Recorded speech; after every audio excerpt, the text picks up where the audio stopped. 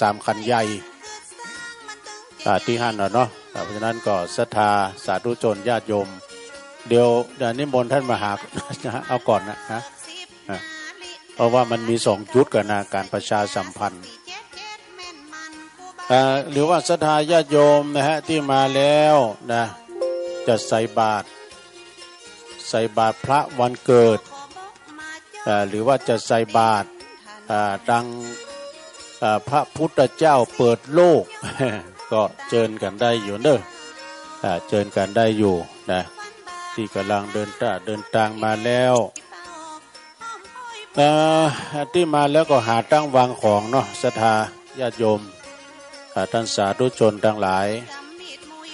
วันนี้เป็นวันพระพุทธเจ้าเปิดโลกนะเจริญพรสวัสดีครับที่ตั้งวางของได้ก็เดียวเจ้าหน้าที่อปพลได้มาเขียนรถตอนนี้โดยเนอะเดี๋ยวมาทำให้สัก2-3 นายมาเขียนรถตอนนี้ตัวเพราะฉะนั้นก็คณะศรัทธาสาธุชนญาติโยมใส่บาตรใส่ขันศีลขันสุมาใส่ขันแก้วทั้ง3ที่ขันหลวงขันใหญ่ขัน3เหลี่ยมใหญ่ฮะดื้อ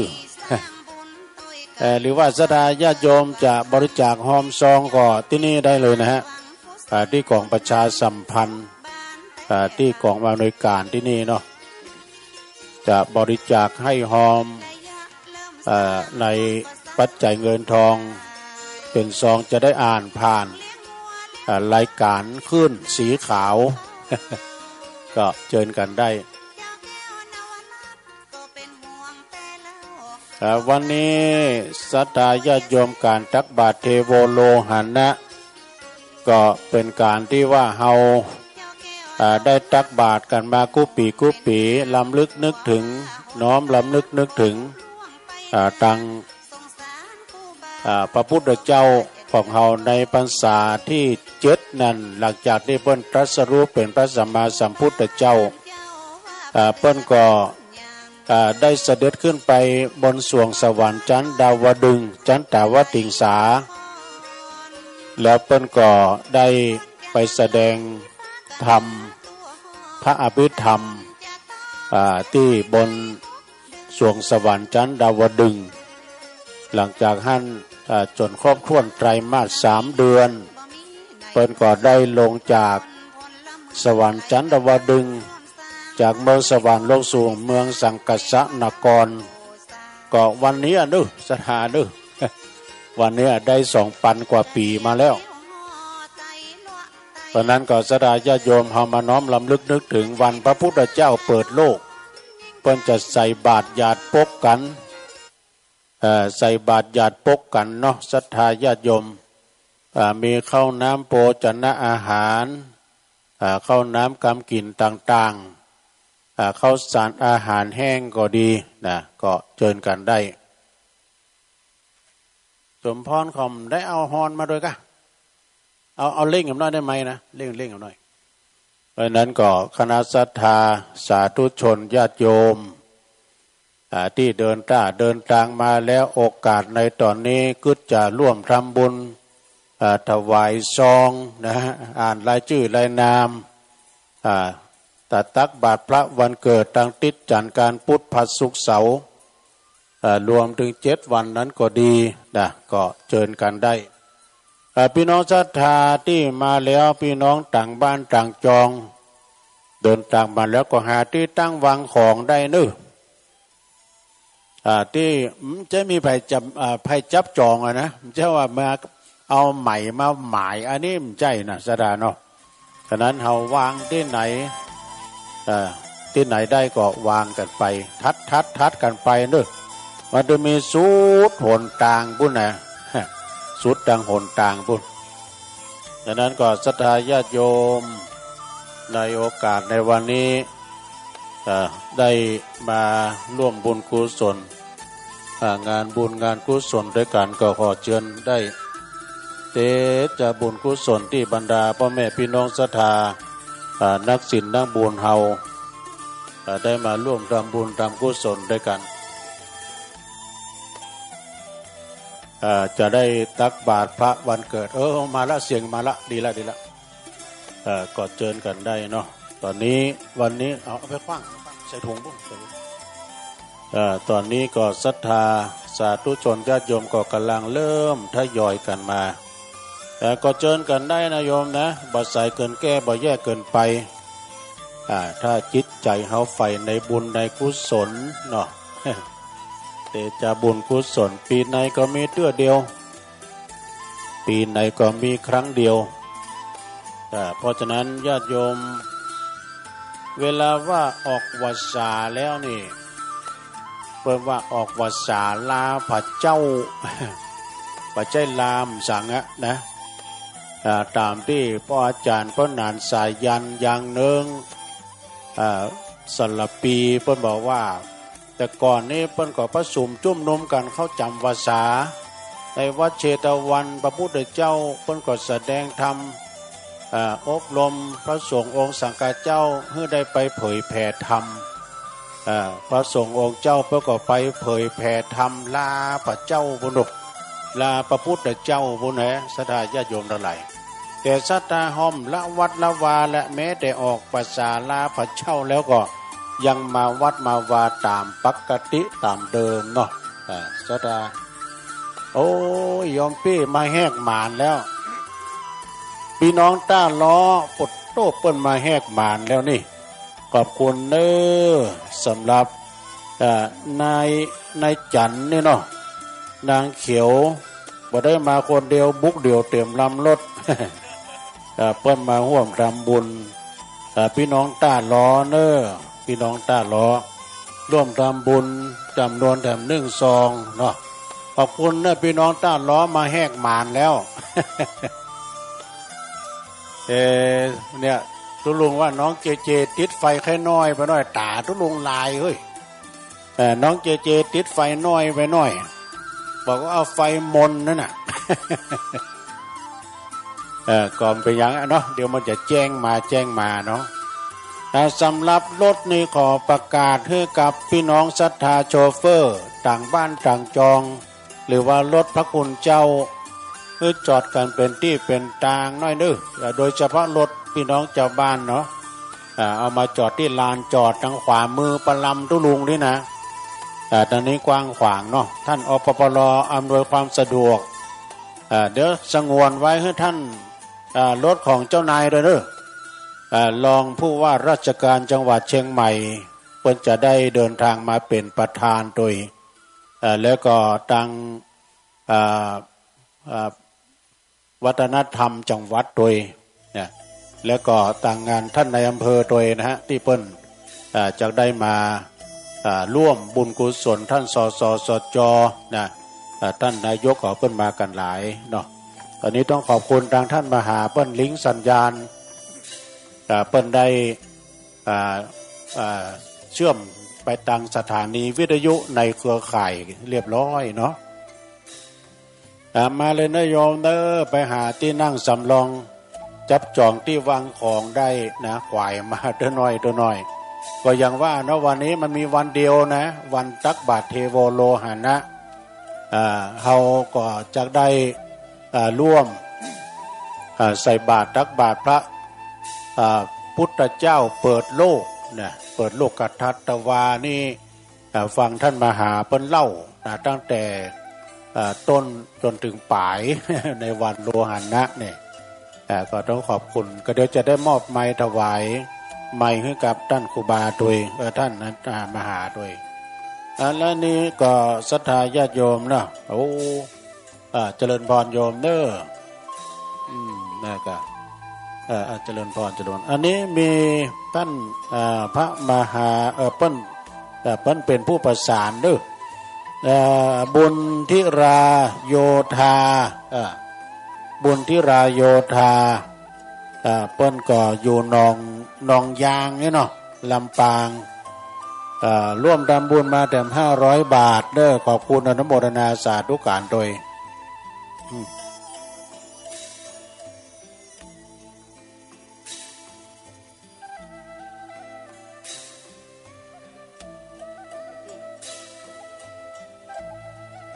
ก็เดียวเอาน้องเนนเอาสมุดมาด้วยเด้อ เป็นมาจดมาลายท่านมหาก็จดเสร็จนี่ขอบคุณนะฮะอันนี้ก็แม่ครูบัวชุมอินถาห่วมทำบุญไปเฮือป้อมูลอินถาไอ้หนอแล้วก็ทำบุญไปเฮือแม่แก้วกิตติยศแถม1 ซองเด้อขอบคุณอนุโมทนาสาธุการด้วยเอามาแล้วก็เชิญกันได้ศรัทธาญาติโยมท่านสาธุชนทั้งหลายกึศใจได้ค่อยใจตึงจะร่วมบุญกุศลในโอกาสในตอนนี้กึศใจได้ค่อยใจตึงศรัทธาก็กำลังทยอยกันมาสำหรับรถนี่ก็ประกาศเป็นครั้งเป็นคราวไปสงวนไว้ให้กับรถเจ้าหน้าที่แล้วก็รถท่านรองผู้ว่าราชการจังหวัดไปเด้อท่านอปพลเนี่ยสำหรับศรัทธาสาธุชนญาติโยมเฮาที่ได้ทำบุญไปแล้วก็ดีแต่กี้ก็พี่น้องต้านล้อมาเจ้าตามกุปีนี่พี่น้องตังปูนตังเหล่ายาวกาอย่างน่ะตังเหล่ายาวที่อื่นที่ไกลเปิ้นก็มากัน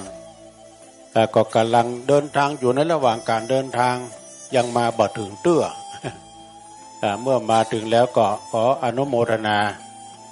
ซ่องหาที่อยู่ที่ยังที่วางของกันได้เนาะขออนุโมทนากับศรัทธาที่ร่วมทำบุญไปแล้วใส่บาตรพระวันเกิดได้นะโยมด้วยที่5 บาตรพระพุทธเจ้าปางเปิดโลกใส่ขันสินขันสุมานะใส่ขันแก้วทั้ง3ขันใหญ่ๆนี่เด้อโอ้พี่น้องมาแล้วใส่ขันสินขันสุมาใส่ขันแก้วทั้ง3แต่ว่าจะหอมซองเป่าห้อมมีได้ ลูกเนนถ้ามีซองเป่าก็เอามาพ้องปากกาสมุดกานี่เอามาตั้งวางไว้ที่กองอำนวยการที่นี่เนาะเพื่อว่าเพื่อนจะได้จดเอาลายใหม่เอานามจะทำบุญถวายทานเนาะในด้านปัจจัยเงินทองก็เชิญได้ถวายทานไว้ภายภาคหน้าทานไปหาทางญาติกาวงศาเนาะวันออกวาสาโอ้วันนี้เดือนแจ่มเนี่ยวันนี้นะเมยปอดตกแล้วเฮ้ยท้องฟ้าปลอดโปร่งเด้อญาติโยมทั้งหลายท้องฟ้าปลอดโปร่งโล่งสบายที่ลานจอดรถก็ยังกว้างยังขวางอยู่เด้อศรัทธาที่เอารถมาจอดก็จอดกันเป็นที่เป็นทางเนาะจอดกันเป็นที่เป็นทางต่อขอบคุณดังท่านชลบอปพลได้ร่วมทำบุญมาในการถวายการต้อนรับครูบาอาจารย์สำหรับรถครูบาอาจารย์พระสงฆ์องค์สังฆเจ้าที่เปิ้นมาแล้วก็กระเดียวจะได้นิมนต์ไปขึ้นบนดอยเพิ่นเด้อเพราะว่าทางคณะแม่บ้านพ่อบ้านเปิ้นได้ถวายข้าวต้มถวายข้าวต้มทางบนดอยบึกก็จะได้เตียวลงมาเนาะเตียวลงมาอุ้ยขั้นใดนี่บางคนเพิ่นถามมีเท่าใด200ป่ายกันเด้อ200 กว่าขั้นนะที่เขาได้เตียวลงมาเนี่ยเพราะฉะนั้นก็คณะศรัทธาสาธุชน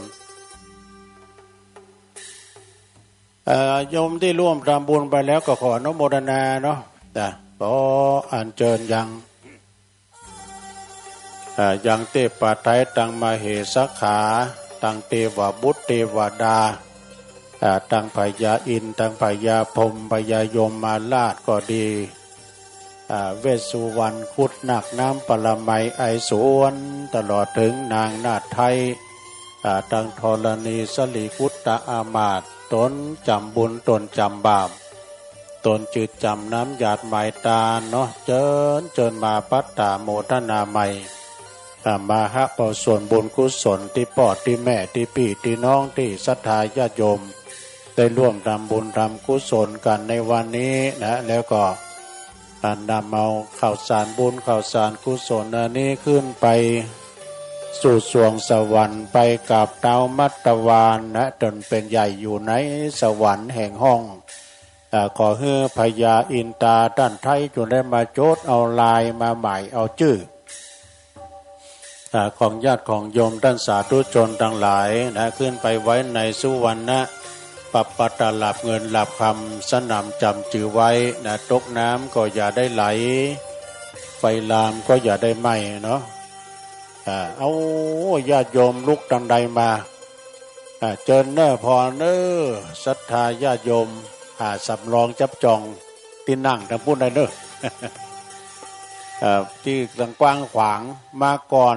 ได้เปรียบเจิญตั้งวางของตังปูนได้เลยนะวันนี้ท้องฟ้าปลอดโปร่งโล่งสบายสำหรับรถเครื่องก็มาจอดทางนี้ได้เนาะพี่น้องบ้านเฮาถ้าเป็นรถเครื่องแล้วก็ตังปัตตาที่ว่าจะไปเอาเตียนมีไหนซาเล้งมือนี่แล้วข้าวต้มกะข้าวต้มมาแล้วเอาแม่บ้านเอาข้าวต้มมาแล้วเอาไปตังบนเลยนึตังลุ่มพ่องตังบนพ่องเจริญพรเนี่ยมาเจ้าเจริญพรเนาะตังเจ้านายเฮามาแล้วได้ร่วมกินร่วมทานกันก็เดียวก็เอาไปตังบนตัวตังลุ่มตัวสำหรับรถท่านพระคุณเจ้าก็ขึ้นบนดอยเลยเน้อขึ้นไปทางบนดอยเลยนะเพราะฉะนั้นก็คณะศรัทธาสาธุชนฉะนั้นก็คณะศรัทธาสาธุชนญาติโยมอันนี้ก็ทางวัฒนธรรมจังหวัดก็เดินทางมาแล้วเน้อเจริญพรท่านเน้อญาติโยมทั้งหลายจะร่วมบุญกุศลจะมาร่วมจดเอาลายหมายเอานามจดชื่อเสียงเรียงนามร่วมกินร่วมทานกันก็เชิญกันได้เน้อที่กองประชาสัมพันธ์ที่ตุลุงนี่ แต่เดี๋ยวไปซอที่ตั้งวางของทางปูนเลยเนอะแต่วันนี้ตามปกตินี่พระสงฆ์นี่จำนวน108นะแต่ถ้า108นี่อำเภอดอยหล่อนี่ถึงโมดนี่ก็คงจะไม่หลายอยู่แต่เพิ่นจัดกันหลายที่เนาะแต่วันนี้หลายที่ด้วยกันนะเพราะฉะนั้นก็คณะศรัทธาสาธุชนญาติโยมวัดพระธาตุดอยน้อยอันนี้เก่าแก่เดิมแท้ๆเนาะได้อยู่24 ปีแล้วศรัทธาญาติโยมจัดงานในครั้งนี้เนาะได้อยู่24 ปีแล้วเหมือนกันเพราะฉะนั้นก็คณะศรัทธาสาธุชนญาติโยมทั้งหลายแต่ก่อนนี้ก็จัดในระหว่างตำบลขยายเป็นอำเภอแล้วก็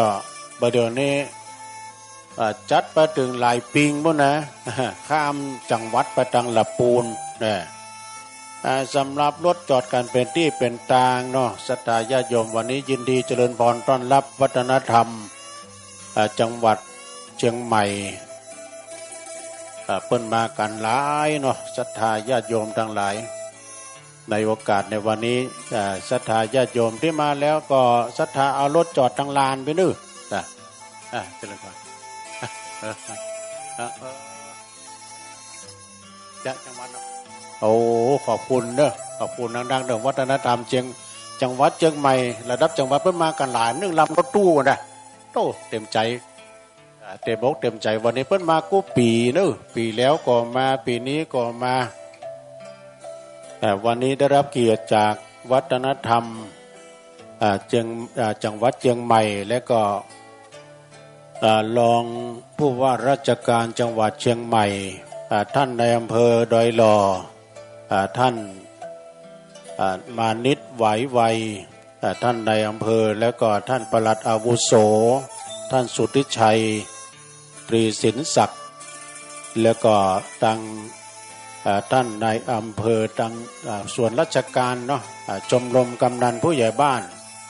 ตลอดกระทั่งถึงพี่น้องศรัทธาสจ แล้วก็ท่านนายก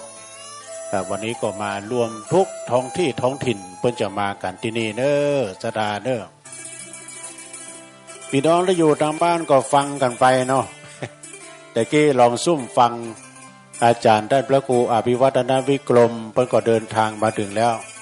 แต่ท่านมหาก็ออนไลน์ออกจากวิทยุไปแล้วนะก็ฟังกันไปนะหลายที่หลายต่างเนาะที่เพิ่นจัดกันในวันนี้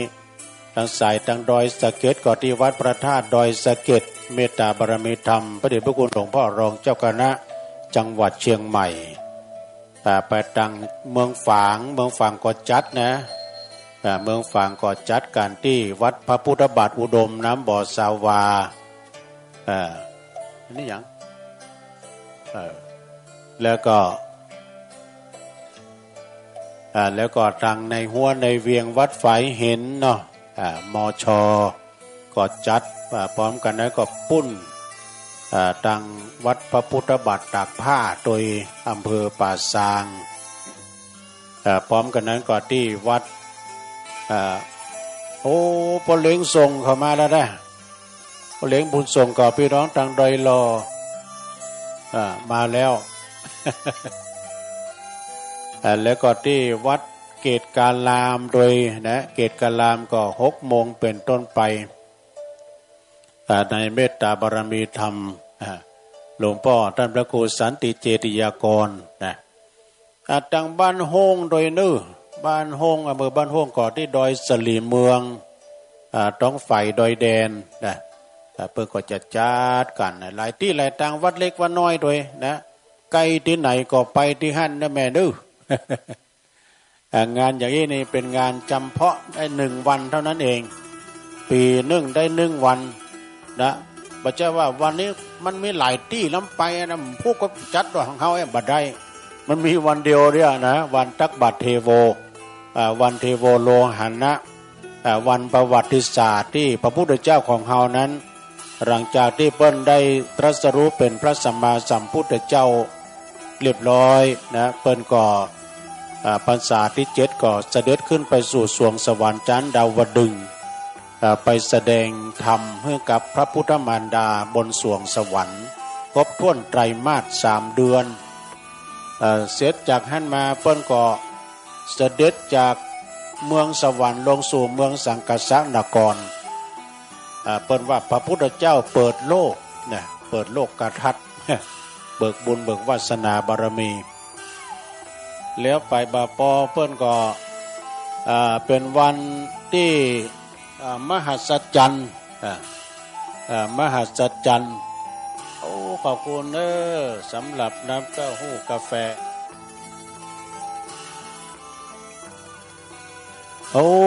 ลำปางก็ถ่ายทอดโดยเนาะขอบคุณลำปางก็ถ่ายทอดอยู่อันนี้ขอบคุณกับศรัทธาได้อ่านกันนี่ละนามเนาะพระเจ้าหอมปัจจัยเงินทองก็มาตอนนี้ก็เดียวคณะกรรมการมานั่งตัวตุลุงนี่นะไอ้ลันมาก่อนไปก็ดีนะมานั่งด้วยกันนี่เพื่อเป็นสักขีพยานและก็จดชื่อเสียงเรียงนามแต่ถ้าเป็นซองก็ยื่นซองได้ตุลุงอ่านที่นี่นะได้ยินถึงลูกถึงหลานบ้านบ่ได้ยินแบบลำปางบ่วะ เชิญกันได้เนี่ยมานั่งเป็นคู่เป็นกีมตุลุงโดยนะพระเนนก็ได้เนาะญาติโยมที่มาแล้วใส่ขันสินขันสูมาใส่ขันแก้วทั้ง3พุทโธอรหังธัมโมปัจจตังสังโฆยติตัง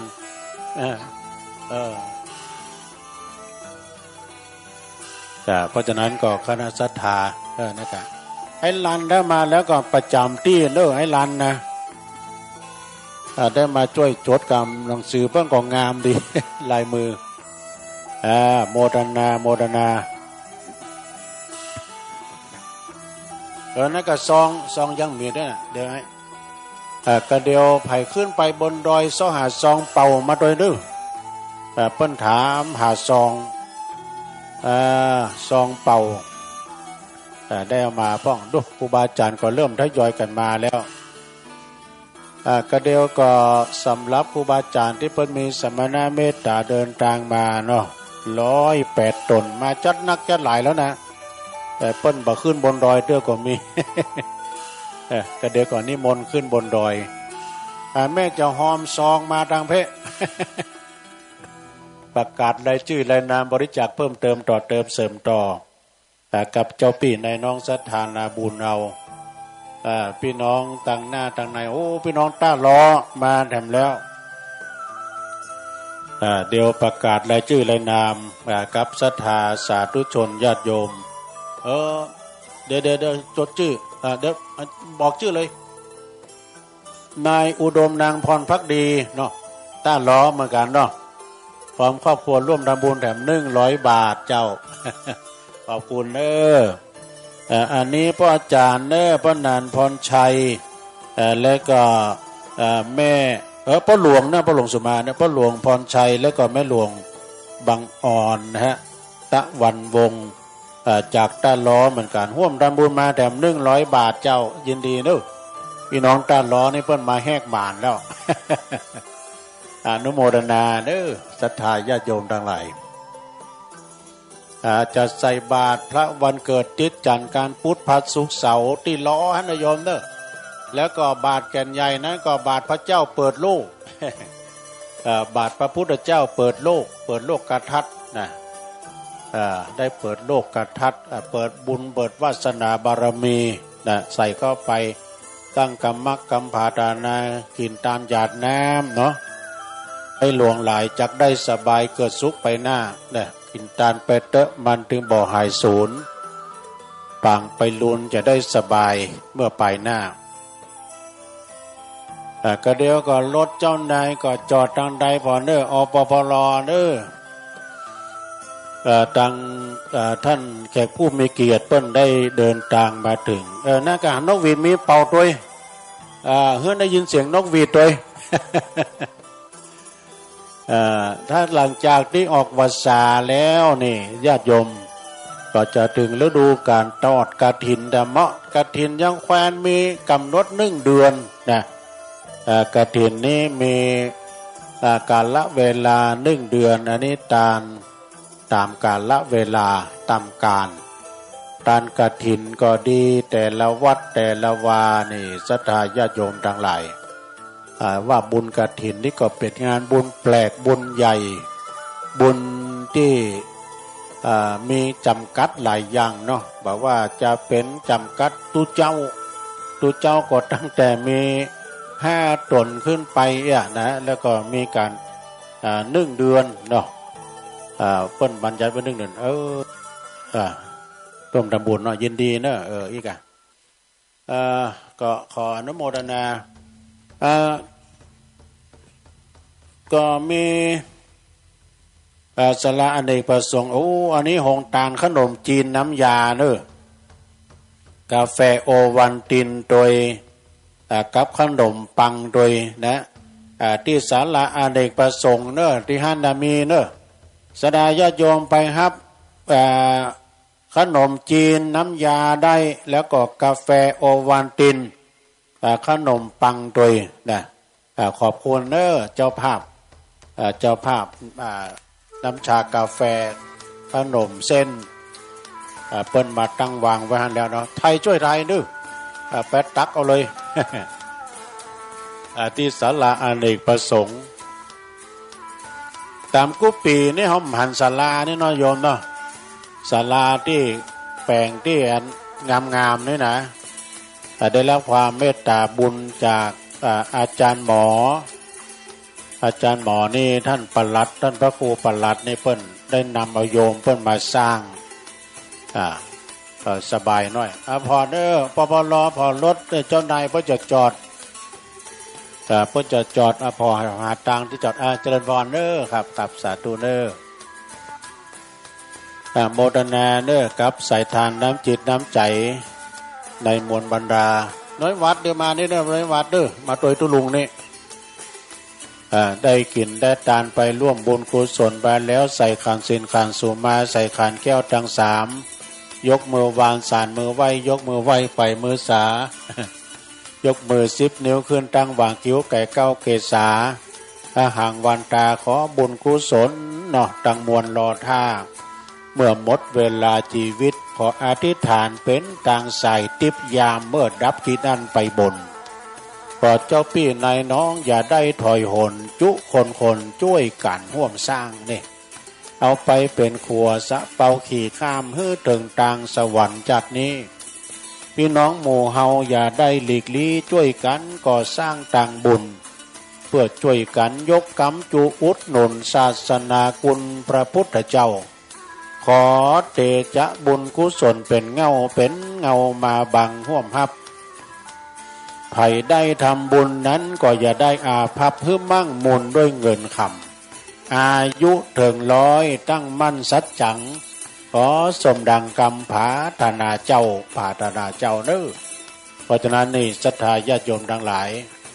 สมดังกำมักกำผาธนาเน้อกับเจ้าพี่ในน้องศรัทธานาบุญเฮาเอาข้าวต้มก็มาแล้วก็ขนมเส้นน้ำยาขนมจีนน้ำยาน้ำชากาแฟมีเพียบมีพร้อมเจริญพรเจริญพรจากนั้นก็คณะศรัทธาญาติโยมเน้อที่เดินทางมาแล้วหาที่ตั้งวางของยาวไปจนสุดปุ่นเน้อโยมเน้อที่เปิ้นตั้งโต๊ะตั้งตั้งเก้าอี้มานั่งบ่ใช่เป็นที่จับจองสำรองไผ่ถ้ามาถึงก่อนก็วางเลยโอ้ถวายการต้อนรับเคารพในคณะสงฆ์สำนักปฏิบัติธรรมอำเภอดอยหล่อนะฮะสำนักปฏิบัติธรรมอำเภอดอยหล่อภายใต้การนำของเมตตาบารมีธรรมอาจารย์ท่านพระอาจารย์หัวหน้าสำนักสงฆ์นะครับเนาะท่านอาจารย์ไพฑูรย์มหาลาโภได้นำปลาลูกศิษย์ลูกหามาเต็มลำรถบุกเดียวเต็มลำรถเลยนะครับอาจารย์จักรินเขาเนาะก็มีเพิ่มเติมนะไอ้ปืนทองเนอะภัสกรปันชมพูที่เปิ้นอยู่ปากร้องนะอันนี้ก็ทีมงานของPS Sound นะก็เครื่องเสียงมาตั้งตัวนี้ก็เปิ้นร่วมตามบุญตานไปหาพ่อบุญปันแล้วก็แม่ไพวันนะฮะปันชมพูจำนวนปัจจัยแต่100 บาทขออัญเชิญจิตตะดวงวิญญาณของท่านเจ้านั้นจงได้มาหาเอาของกินของทานในกาลวันนี้ยามนี้ให้ได้กินได้บริโภคบุญกุศลอันนี้การว่าไปจุดจอดรอดเติงเมื่อเจ้าขอกับไก่เป็นข้าวงายการว่าไปฮอดเมื่อฝ่ายขอกับไก่เป็นข้าวตอนแม้นว่าไปจุดจอดรอดเติงยามตอนขอกับไก่เป็นแก้วเป็นแสงไปฮอดยามแรงขอกับไก่เป็นแผ่นเสื้อแผ่นผ้าไปฮอดเมื่อล่าของเป็นข้าวทิพน้ำทิพผาธนสิบประการคือตนโตของปันพ่อบุญปันแล้วก็แม่ไพวันปันชมพูได้กินได้บริโภคเนอะผลเสียจากที่ยากพรากเสียจากที่ทุกข์ได้เสวยความสุขในสัมปริยภพนั้นจุงจักมีด้วยเถิดบทต่อเต็นนั้นก็มีเพิ่มเติมภัสกรปันชมพูไอ้ปืนเนอะไอ้ปืนนี่ศาลาเก่านะเพิ่นเป็นศาลาเก่า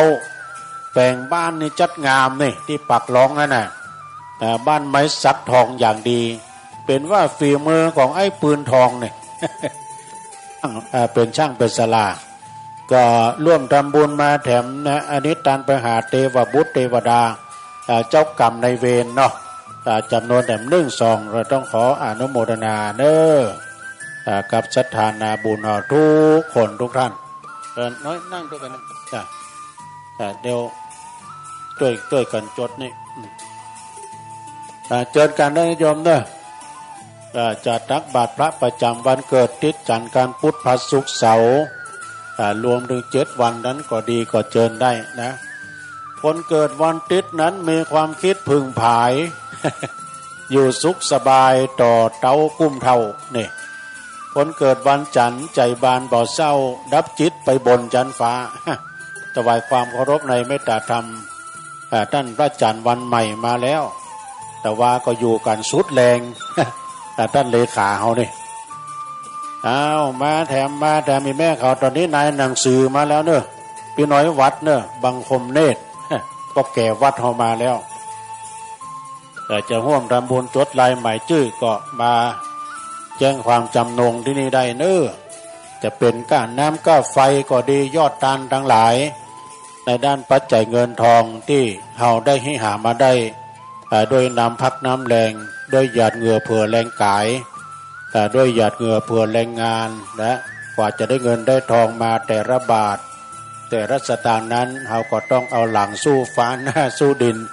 เงื่อไหลใครย้อยกันแบ่งสรรปันส่วนกันไว้เป็นปุ้นเป็นส่วนไว้นะจดชื่อเลยละจดชื่อที่พ่อหนานท่านเอาจดเอาลายหมายเอาชื่อได้พอเน้อตังรถนะตังพี่ไออปปลเขาเนาะรถมันมานักกำเดียวสหาที่จอดสงวนที่รถท่านลอง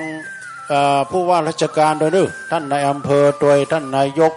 สงวนที่จอดรถนี่เปิ้นโดยเจ้านาย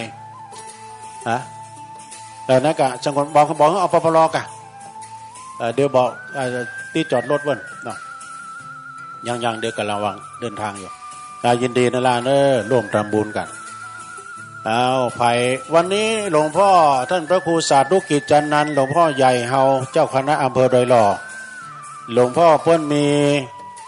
เมตตาเนอะจะแจกวัตถุมงคลทุกคนทุกท่านตอนที่ย้ายแถวพุ่นนะ ตอนที่เขาย้ายแถวพุ่นเขาจะมีการแจกวัตถุมงคลรถเครื่องเลี้ยวเข้ามานี่ก็ได้เนาะจอดดีๆก่อนจอดสนิทก่อนจอดสนิทก่อนจดชื่อเลยจดชื่อจดเอาลายหมายเอานามจดชื่อเสียงเรียงนามเจริญพรร่วมทำบุญได้กินได้ทานวันนี้เป็นวันพระพุทธพี่น้องไหลปิงก็มาแล้วได้พี่น้องไหลปิงทางฝั่งละปูนมาแล้วเชิญการได้ยอมเด้อถ้าว่าเป็นวัดรถพระคุณเจ้านิมนต์ขึ้นบนดอยเลยนะครับนะเพราะว่ารับ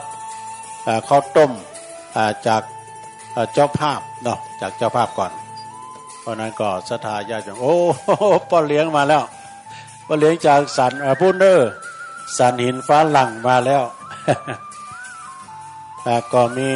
ศรัทธาเพิ่มเติมเนาะตอนนี้ไปจะจดชื่อก็มาได้นะเพราะว่าตอนนี้ท่านผู้ช่วยจรัญแล้วก็ตังคณะกรรมการเข้ามาแล้วเอาซองตามนี่เนาะเดี๋ยวจะประกาศก็มีเนอะพ่อเลี้ยงมิตรเนอะแม่เลี้ยงจันฮะหนอคำบ้านสันหินอุทิศบุญกุศลกินตามไปหาพ่อหนานมอนเนอะแล้วก็แม่สมบูรณ์หนอคำจำนวน1 ซองนะแล้วบัดต่อแต่นั้นก็ยังตามไปหาพ่อดีแล้วก็ในถุยกันนะเจริญในข่ายกันนะเจริญกุลเนาะแล้วก็ในสรวิทย์ธนุเกิดตัวนะ1 ซองแล้วก็บัดต่อแต่นั้นฮะแม่ล่าเจริญกุลฮะบ้านสันหินฟ้าหลังนี่นะอุทิศบุญกุศลตามไปหาก็ดีแม่ขาในข่ายเนาะเจริญกุลแล้วก็ในสรวิทย์ธนุเกิดทุนเกิดก็ขอสุมาด้วยแต่1 ซองนะแม่ล่าเจริญกุลก็ยังทำบุญบ้านสันหินได้ทำบุญตามไปหาพ่ออุ้ยแก้วแล้วก็แม่อุ้ยเป่งนะขันเขียว1 ซองนะฮะแล้วก็ทางแม่ล่าเจริญกุลก็บ้านสันหินฟ้าหลังอุทิศบุญกุศลตามขันเข้าไปหาพ่อปันแม่ปันนี่กันนะเจริญกุล1 ซองเนอะสาธุอนุโมทนาขโยมไปฮับขนมเส้นก่อนเนอะขโยมดูการบาปะก่อนนี่มีเพิ่มเติมนายทิศแล้วก็นางดวงเดือนเมฆโพธิเนี่ยห่วมทำบุญวังสวนกล้วยพี่น้องไหลปิงฝั่งละปูนมาแล้วร่วมทำบุญจำนวน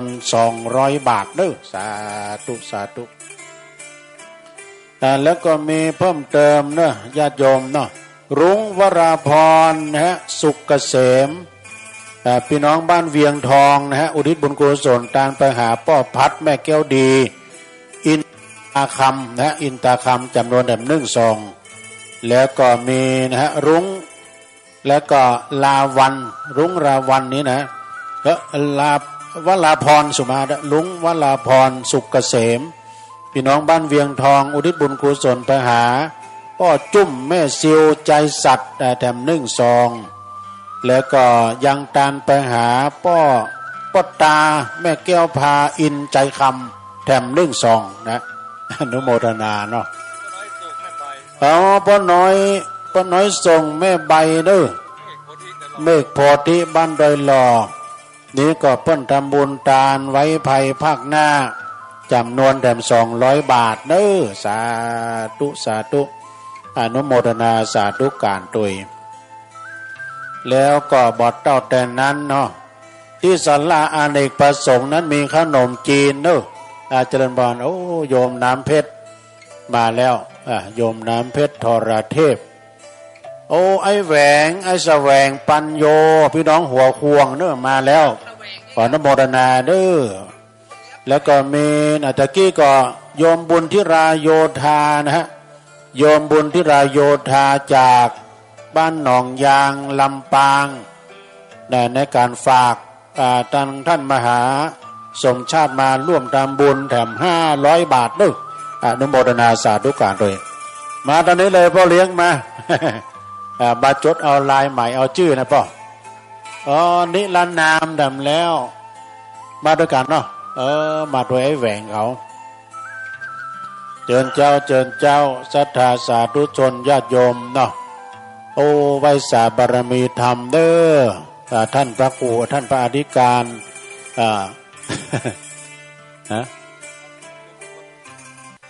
จากนั้นก็คณะสัทธาอันนี้ในเมตตาอาจารย์พงศกรกัลยาณธรรมโมตุพี่น้องฮอนเนอร์วัดเราได้มาถึงแล้วนะครับจดชื่อเลยฮะจดชื่อมานี่เดี๋ยวอ่านก่อนเขียนก่อนวังขำป้อมนะประธานอปตของเฮาเนอะตุพี่น้องเอามาเลยพี่ศรัทธาญาติโยมเนาะจะหอมซองมาตอนนี้หอมยอดตาลวันนี้ซองบักให้มีนะเขียนชื่อบ้านอย่างพี่บ้านไร่พัฒนาเดี๋ยวลุงบอกเขียนหน่อยบ้านไร่พัฒนาเขียนน้ำบนนึกก็ได้ด่วนแล้วเนอะไอ้น่ะด่วนเลยเนอะอัมพลตาละปินไฟแดงบ่ใช่บ้านหัวควงบ้านกั้งบ่ดังมวยพุ่นเนาะอัมพลนะเนาะอัมพลตาละปินพี่น้องบ้านหัวควงก็มาโดยไอ้แหวงเนี่ยไอ้แหวงนี่ก็คนขับรถ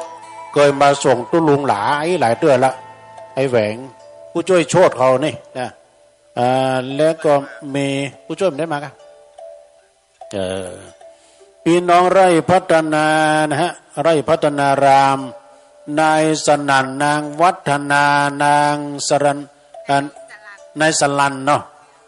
แดงเนี่ยแดงเมา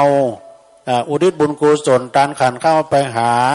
ก็อุ้ยนวลแล้วก็แม่อุ้ยดีก้านแก้วสุพรรณไม่ใช่ก้านแก้วนามสกุลเพิ่นแล้วก็ไผ่เนี่ยนางอย่างนี้นางกอบตาเนี่ยนสฟ้าตัวมาจิตใสเจ้ากรรมในเวรเพราะเกิดไม่เกิดตัวเนาะอีกอะไฟมันบัดแจ้งเจ๊ยืนมันแจ้งมาเนี่ยเข้าท่าลูกโอ้พวกกำนันเนาะก็มาแล้วพวกกำนันทานะแม่กำนันอัมพรนางสาวนิตยาด้วงมโนเป็นร่วมทำบุญมาเนาะตาบะโอตำบลสองแควพวกกำนันอดีตกำนันแล้วก็อดีตกำนายกโดยนะมาร่วมทำบุญตักบาตรเทโวโลนหานะแถม100 บาทยินดีกับพวกกำนันนักพวกกำนันมากุปีอันนี้นะแม่ลองแดง เนี่ยแดงขาวเขียวเนี่ยแม่โอ้แม่ลองแดงขาวเขียวพี่น้องตาไม้เนอะร่วมทำบุญเจ้ากรรมในเวรแบบ100 บาทสบายดีเนาะแม่เนาะน่ากะขอบคุณน่ากะหิมมาดีกะพดโตเด็กสลิงมันปุด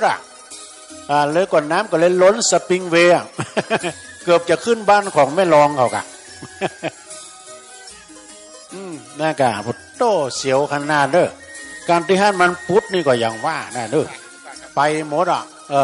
100 กว่าล้านนี่ไปหมดฝ่ายโดยน้อยนี่นะ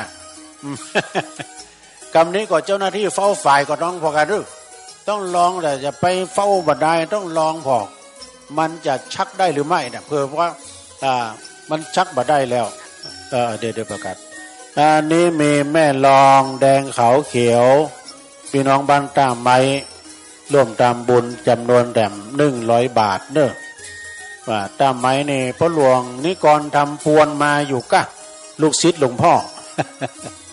เอาแล้วซองมาแล้วน้องสมณเณรอานนท์มาแล้วไปแปะเพิ่นมาอยู่นี่ที่ร้านนี่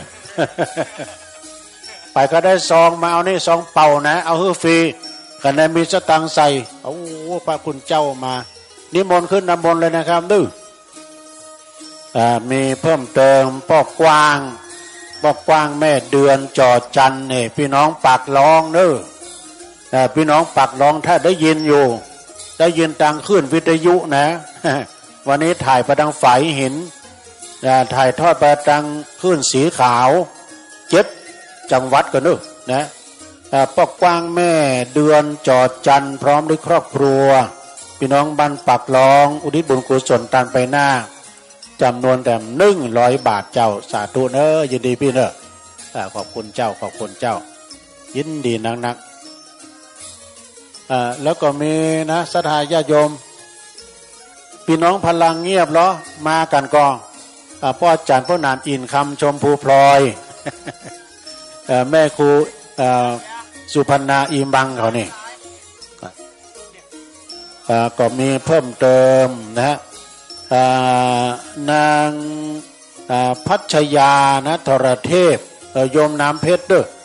เป็นว่าเป็นชื่อพัชยากันด้วย ถวาย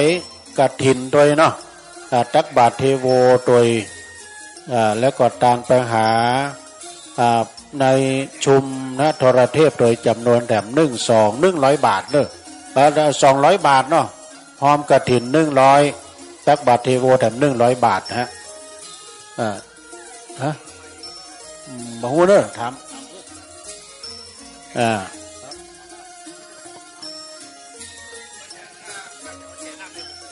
โอ้ดีกว่าดีเอามาเจ้าเลยแล้วเดี๋ยวเอาลูกน้องมาเลยเอาขอบคุณนายเด้อเปิ้นบ่มีน้ำแข็งวะแล้วเปิ้นเอาน้ำมาหลาย10 แพ็คเด้อเอามาแจ้เลยมีแม่ชุมชัยหมูมากำมาจูร่วมตามบุญตักบาตรเทโวจำนวนแต่100 บาทเด้อเจ้าเด้อสาธุนะซองมาแล้วซองมาแล้วอาจจะเอาซองก็มาเอาที่ตุลุงนี่นู่นซองนะทางงานทางพ่อแก่วัดเอามาแล้วพน้อยสวัสดิ์บังคมเนตรวิยาวัจกรวัดพระธาตุดอยน้อยของเราแล้วก็เป็นโชเฟอร์คนขับรถส่งหลวงพ่อตัวนะอันข้าวต้มน้องเจข้าวต้มมีทันใดแต่ใครอยากกินข้าวห้องต้องไว้ก่อนกันบาปะ แล้วก็ที่ศาลาอเนกประสงค์ที่ศาลาอเนกประสงค์ก็มีขนมจีนน้ำยากาแฟโอวันตินขนมปังเนี่ยกินฟรีกินฟรี ก็มาห้าข้าวต้มกันได้เนาะโอกาสในวันนี้ก็ขออนุโมทนาญาติโยมที่ได้ร่วมทำบุญทำกุศลกันแล้วในวันนี้เนาะสำหรับใครโยมแต่ละวัดนะจะโยมแต่ละวัดนั้นก็ขอให้ประกบตุเจ้าไผ่เนนมัน โอ้อันนี้คนน้อยก็มาได้คนน้อยก็มาสาธุจ้าปันใหญ่ปันสูงด้วยล่ะนึปันใหญ่ปันสูงอนาคตลุ่งโลดแจ่มใสลูกสาธุจ้าตุจ้าโอ้อันนั้นรถ2 ชั้นก่อนนะโอ้อันนี้รถขยมหาที่จอดเน้อหาที่จอดเน้อแล้วก็มีรถขึ้นลำใหญ่ลาวัดปักตางเจริญโดยกระนำของตุพิต้อมนำลูกทีมเนนน้อยปิกลิกปองล็อกมา10 ป่ายปีนี้เนี่ยวัดปักตางเจริญนี่เนนนักถึงพระถึงเนน18 ลูกที่วัดพระธาตุน้อยมี15 ลูกเปิ้นนักหรือเฮาไปนี้มีเพิ่มเติมเนื้อนางชนทิชานะนางชนทิชาเปิ้นกองห่วมตามบุญเน้ออุทิศบุญกุศลไปหาจิตตดวงวิญญาณของนางสาวนางสาวเนี่ยตุ้ลุงกดตาลายจำนวน1 ซองนะฮะขอบคุณเน้อขอบคุณอนุโมทนาสาธุการมาณโอกาสที่นี้โดยพี่น้องไปจะร่วมรำบุญมาดังนี้เลยเนาะวันนี้วัฒนธรรมจังหวัดเชียงใหม่เปิ้นก็เดินทางมาถึงต้องขอขอบคุณเนาะเปิ้นมาช่วยการช่วยงานกุปีในวันนี้ก็ขออนุโมทนาที่ตั้งวังของนโยมเด้อที่ตั้งวังของตังปูนั่นก็ไก่ๆบนยังบกึ่งตังด้วยนะบ่ดูนี่ แต่ยังมีแต่นักแต่หลายอยู่แต่ถ้ามาแล้วก็บ่ใจไผ่จองนะมาถึงก็ตั้งวางเลยแต่ถ้าเมื่อยแข้งเมื่อยขาก่อนนั่งเก้าอี้เลยนะอันนี้ต่างวัดต่างคณะกรรมการพี่น้องชาวบ้านจัดไว้เป็นที่เป็นทางเนาะเป็นที่เป็นทางรถจอดที่สงวนไว้ให้รถท่านรองจังหวัดจะรองผู้ว่าทางอปปลพอดเนอรถเจ้านายยังเดินทางมาถึงเตื้อรถท่านในอำเภอโดยรถท่านสสท่านสจนะและรถท่านนายกในวันที่20นะวันที่20วันผู้วันเหินเพิ่นจะมีแข่งรถด้วยมีแข่งรถพุ่นตังโดยรอนี่นะ มีแข่งรถเลยก็คนนักคนหลายเรื่องงานแข่งรถนี่เอามาทางนี้เลยญาติโยมก็น้อยวัดไม่ไหนก็ย่ำมานั่งเนี่ยมาร่วมทำบุญจดออนไลน์ใหม่เอาชื่อจะตักบาตรพระประจำวันเกิดเนาะติดจันทร์การพุธพฤหัสศุกร์เสาร์รวมถึง7 วันนั้นก็แจ้งความจำนงสาธุนโยมเนอสมุทนาเดี๋ยวประกาศรายชื่อรายนามถ้าเป็นซองมอบที่ตุลุงนี่ได้เนาะเดี๋ยวตุลุงประกาศแล้วจอมหีบเลยนะน้อยวัดก็มานั่งโดยตุลุงนี่แล้วก็มีเพิ่มเติมเนาะมีนะฮะนางผ่องศรีสร้อยคำอุทิศบุญกุศลตานขันเข้าไปหาป้าน้อยแก้วแม่อุยตาแล้วก็นายประวินปาป่าซักจำนวนแถม100 บาทบอดเต้าเต็นนั้นก็มีเพิ่มเติมแถมเจริญพรโอ้พ่อกำนันมาแล้วขอบคุณเจริญพรต้อนรับพ่อกำนันบุญทรัพย์ปัญญาเด้อประธานชมรมกำนันผู้ใหญ่บ้านอำเภอดอยหล่อนะได้เดินทางมาถึงนะครับพร้อมกันนั้นก็มีเพิ่มเติมนะนายจตุรงค์แล้วก็นางสาวพรกำมลนะฮะเด็กหญิงธิดาภานะแล้วก็เด็กชายจิรพัฒน์แสงพงศ์อันนี้ก็ร่วมทำบุญเนอะแถม200 บาทขออนุโมทนาขอให้มีอนาคตรุ่งโรจน์แจ่มใสตอนนั้นมาก็มีเพิ่มเติมนะนางผ่องศรีสร้อยคำอุทิศ112อุทิศบุญกุศลไปหายังจิตตะดวงวิญญาณของนายทองวงสายะจำนวนแถม50 บาท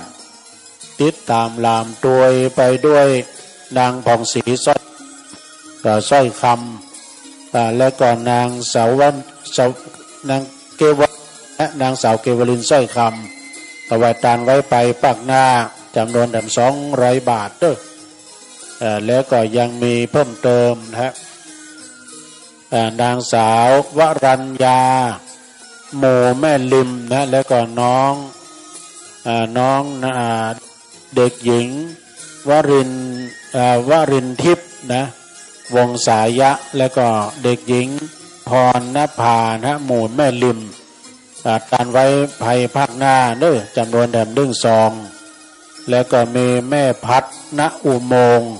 ร่วมทำบุญตันไปหน้า1 บทต่อจากนั้นหมายมีข้าพเจ้าหมายมีนางสาว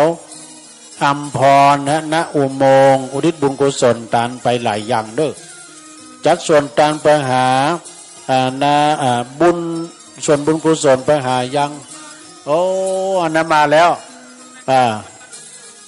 ศูนย์ปฏิบัติธรรมดอยหล่อเนอะพี่ไอสุทัศน์มาแล้วกู้ภัย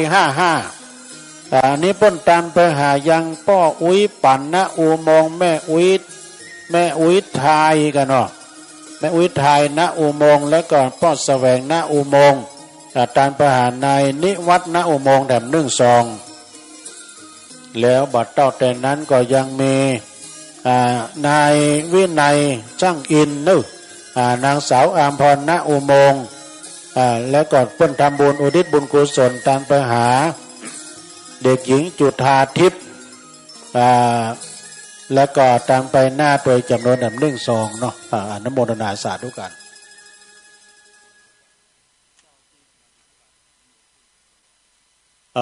ประกาศว2 ว8ทราบแล้วเปลี่ยนสำหรับพระคุณเจ้าที่เดินทางมาถึงที่ลานเชิงบันไดนาคกับไว้สารนิมนต์ขึ้นบนดอยเลยนะครับเนาะเพราะว่าเขาจะได้ถวายทานข้าวต้มแล้วจะได้เดินลงมานะเดินขึ้นรถไปบนดอยเลยนะครับเนาะโอ้ยินดีต้อนรับปอละนองขอเด้อพี่น้องสองแควมาแล้วเจริญบอนจดชื่อเลยฮะจดชื่อเอาเขียนเองนะน้อยวัดไม่ไหนน้อยวัดจะเจริญกันได้นะฮะเริ่มจนกระดาษญาติโยมเฮาที่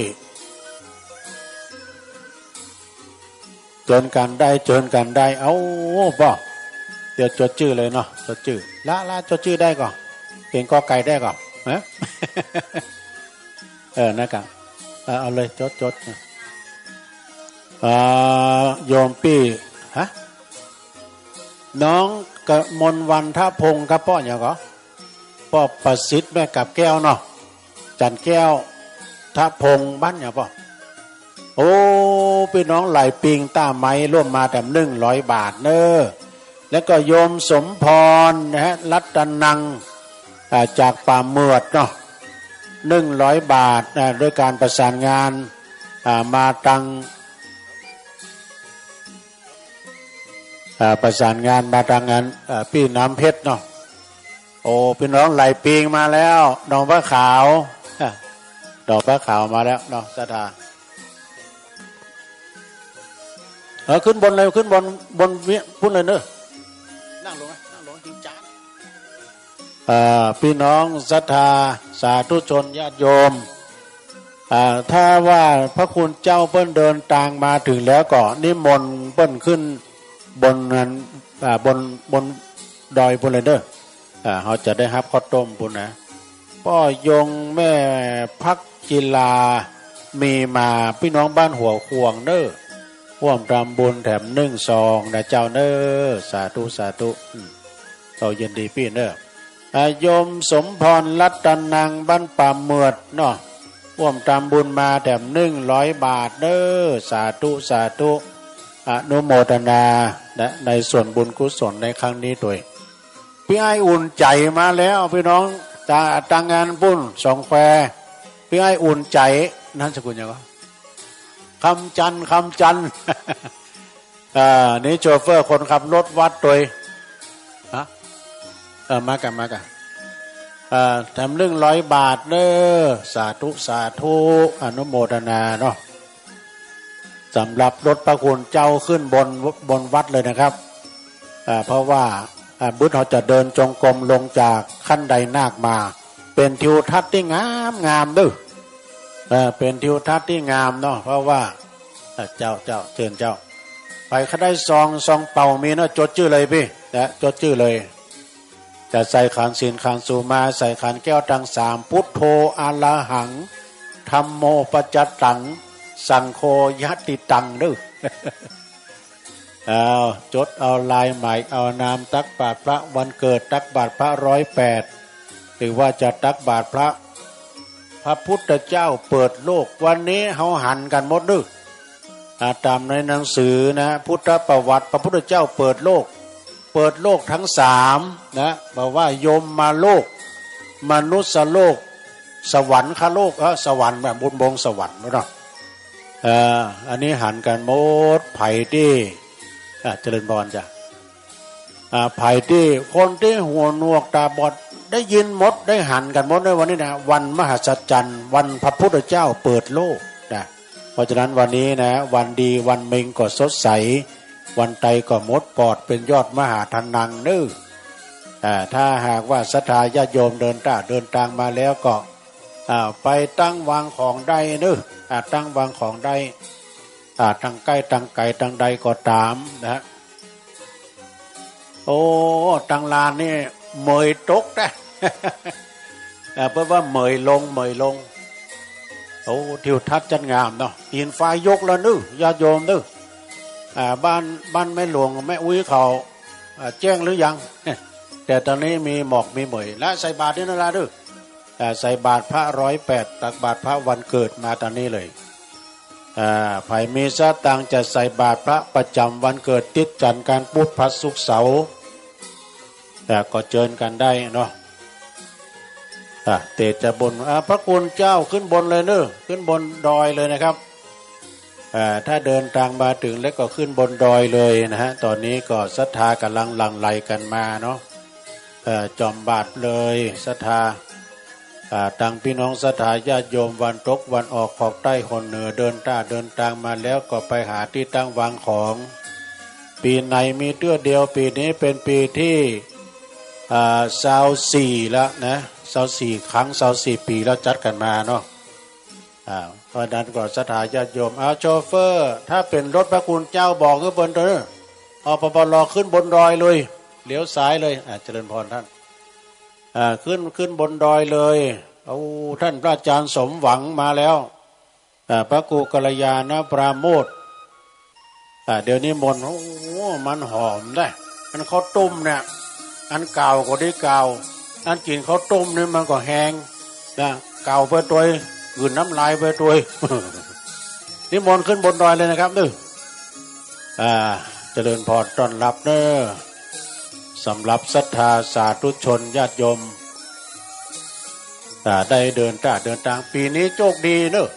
มันมีฝนเลยปีแล้วนี่ปีนี้มีเหมย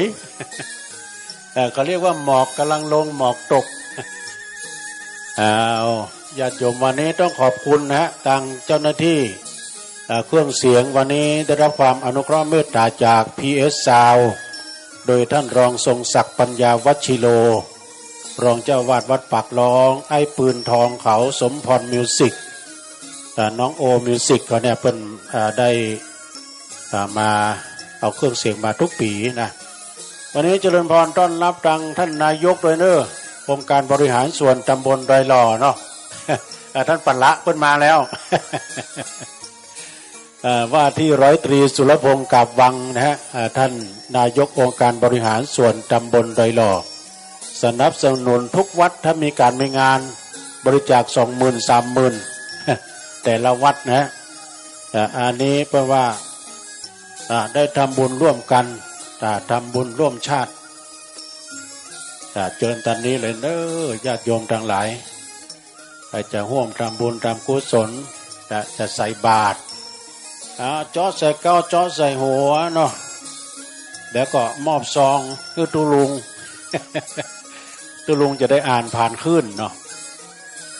อนุโมทนาเนอะก็พระคุณเจ้าเฮาก็ไว้สานะครับตอนนี้ก็ทางท่านพระครูกัลยาณปราโมทวัดม่อนห้วยแก้วพร้อมกับลูกศิษย์ลูกหาสำนักปฏิบัติธรรมอำเภอดอยหล่อ โดยการนำของท่านพระอาจารย์ไพฑูรย์มหาลาโภท่านอาจารย์จักรินทร์และก็พร้อมกับลูกศิษย์ลูกหามาเต็มลำรถเลยนะฮะแล้วก็กำเดียวก็ทางวัดใหม่หนองหอยปุ้นแถมนึท่านอาจารย์กบก่อนนี่เพิ่นก็จะมากันนักกันหลายนะมากันกุปีเนาะศรัทธาญาติโยมหาที่จอดรถเด้อท่านอปปลท่านรถมาก่อนนกหวีดเป่าไปด้วยเจริญบอนกันมีเพิ่มเติมเนาะศรัทธาญาติโยมที่เพิ่นร่วมทำบุญมาได้ร่วมกินร่วมทานร่วมทำบุญทำกุศลด้วยกันบุญกุศลอันนี้บ่หนีหายไปไหนก็ปกปักรักษามูลศรัทธาไม่มีร่วมทำบุญก้านน้ำก้าไฟชำระหนี้สงฆ์วัดพระธาตุดอยน้อยข้าพเจ้าหมายมีนายนครแสนยานะและก็นางสาวอาภาพรคำมีได้และก็กัลยาณมิตรสายบุญทุกท่านพร้อมด้วยครอบครัวร่วมทำบุญมาแถมนึ่งซองเด้ออนุโมทนาสาธุอายุวันโนสุขังพลังเด้อสาธุเอามาใครจะร่วมบริจาคปัจจัยเงินทองแถมก็เชิญได้เด้อรถก็กำลังลังไหลลังทันกันมาเนาะ วันนี้เมตตาบารมีธรรมหลวงพ่อพระครูสาธุกิจจานันท์หลวงพ่อเจ้าคณะอำเภอดอยหล่อเจ้าวาดวัดพระธาตุเจ้าดอยน้อยนะเป็นเป็นประธานในการจัดงานมาปีนี้เป็นปีที่24แล้วนะญาติโยมแต่ก่อนนั้นก็จัดกันก็ต่างงานในตำบลเดี๋ยวนี้กว้างขวางออกไปนะ24 ปีแล้วดูสดากาเพิ่นจัดมาเนาะเตือนกันด้วยเจ้าเน้อไปจะฮับข้าวต้มก็ดีข้าวหนมจีนน้ำยาที่ศาลาอเนกประสงค์มีขนมปังน้ำชากาแฟด้วยแล้วก็มีข้าวต้มด้วยเน้อเชิญรับประทานลองต้องไปก่อนเนาะ เอารถตู้ตันใดบุกเดียวเต็มลำรถไปทางแน่นะโยมดูรถกำลังติดเนอะรอกำเดียว รถเจ้านายเพิ่นมาพอดีกระเดียวก่อนเอาพระเจ้าหอมซองมาด้วยแม่มาเนี่ยซองนั้นเป็นของตุก ใจขึ้นนี่หอมซองกันมานี่แล้วมีเพิ่มเติมนะก็ใหม่มีศรัทธาที่เพิ่นหอมซองประพันธ์เนื้อคำน้อยสิริใหม่พี่น้องต้าไม้หลายปีร่วมทำบุญแถบนึ่งซองแล้วก็มีนะฮะพ่ออ้ายแม่สาเมฆโพธิพี่น้องต้าไม้จำนวนแบบนึ่งซองต้าไม้พระหลวงนิกรทำปวนพระหลวงนิกรถ้ามาแล้วมาว15ตุลุงนี่กำดึพระหลวงนิกรก็มีนะปอดติ๊บเกียงพาปอดติ๊บเกียงพานะฮะสมปัสสักพี่น้องต้าไม้เหมือนกันเนาะร่วมทำบุญมาแถมนึ่งซองเจ้าสาธุ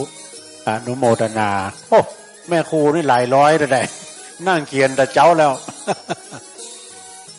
พอที่รถจอดเนอะไม่เลี้ยงเนอะ ยาวไปเลยเอาปปลไม่ไหนพอให้รถบังกำดึกสงวนที่ให้ท่านลองเลยนะก็มีถวายทานไปหน้าเนอะพี่ไอจะลูนนึนะเพิ่นก่อห่วมทำบุญแถมนึ่งซองนะไอ้จรูนนี้นับสกุลไงนะเขียนวัดไปหน่อยสุมาเด้อฮะนำเขตนี่เนาะ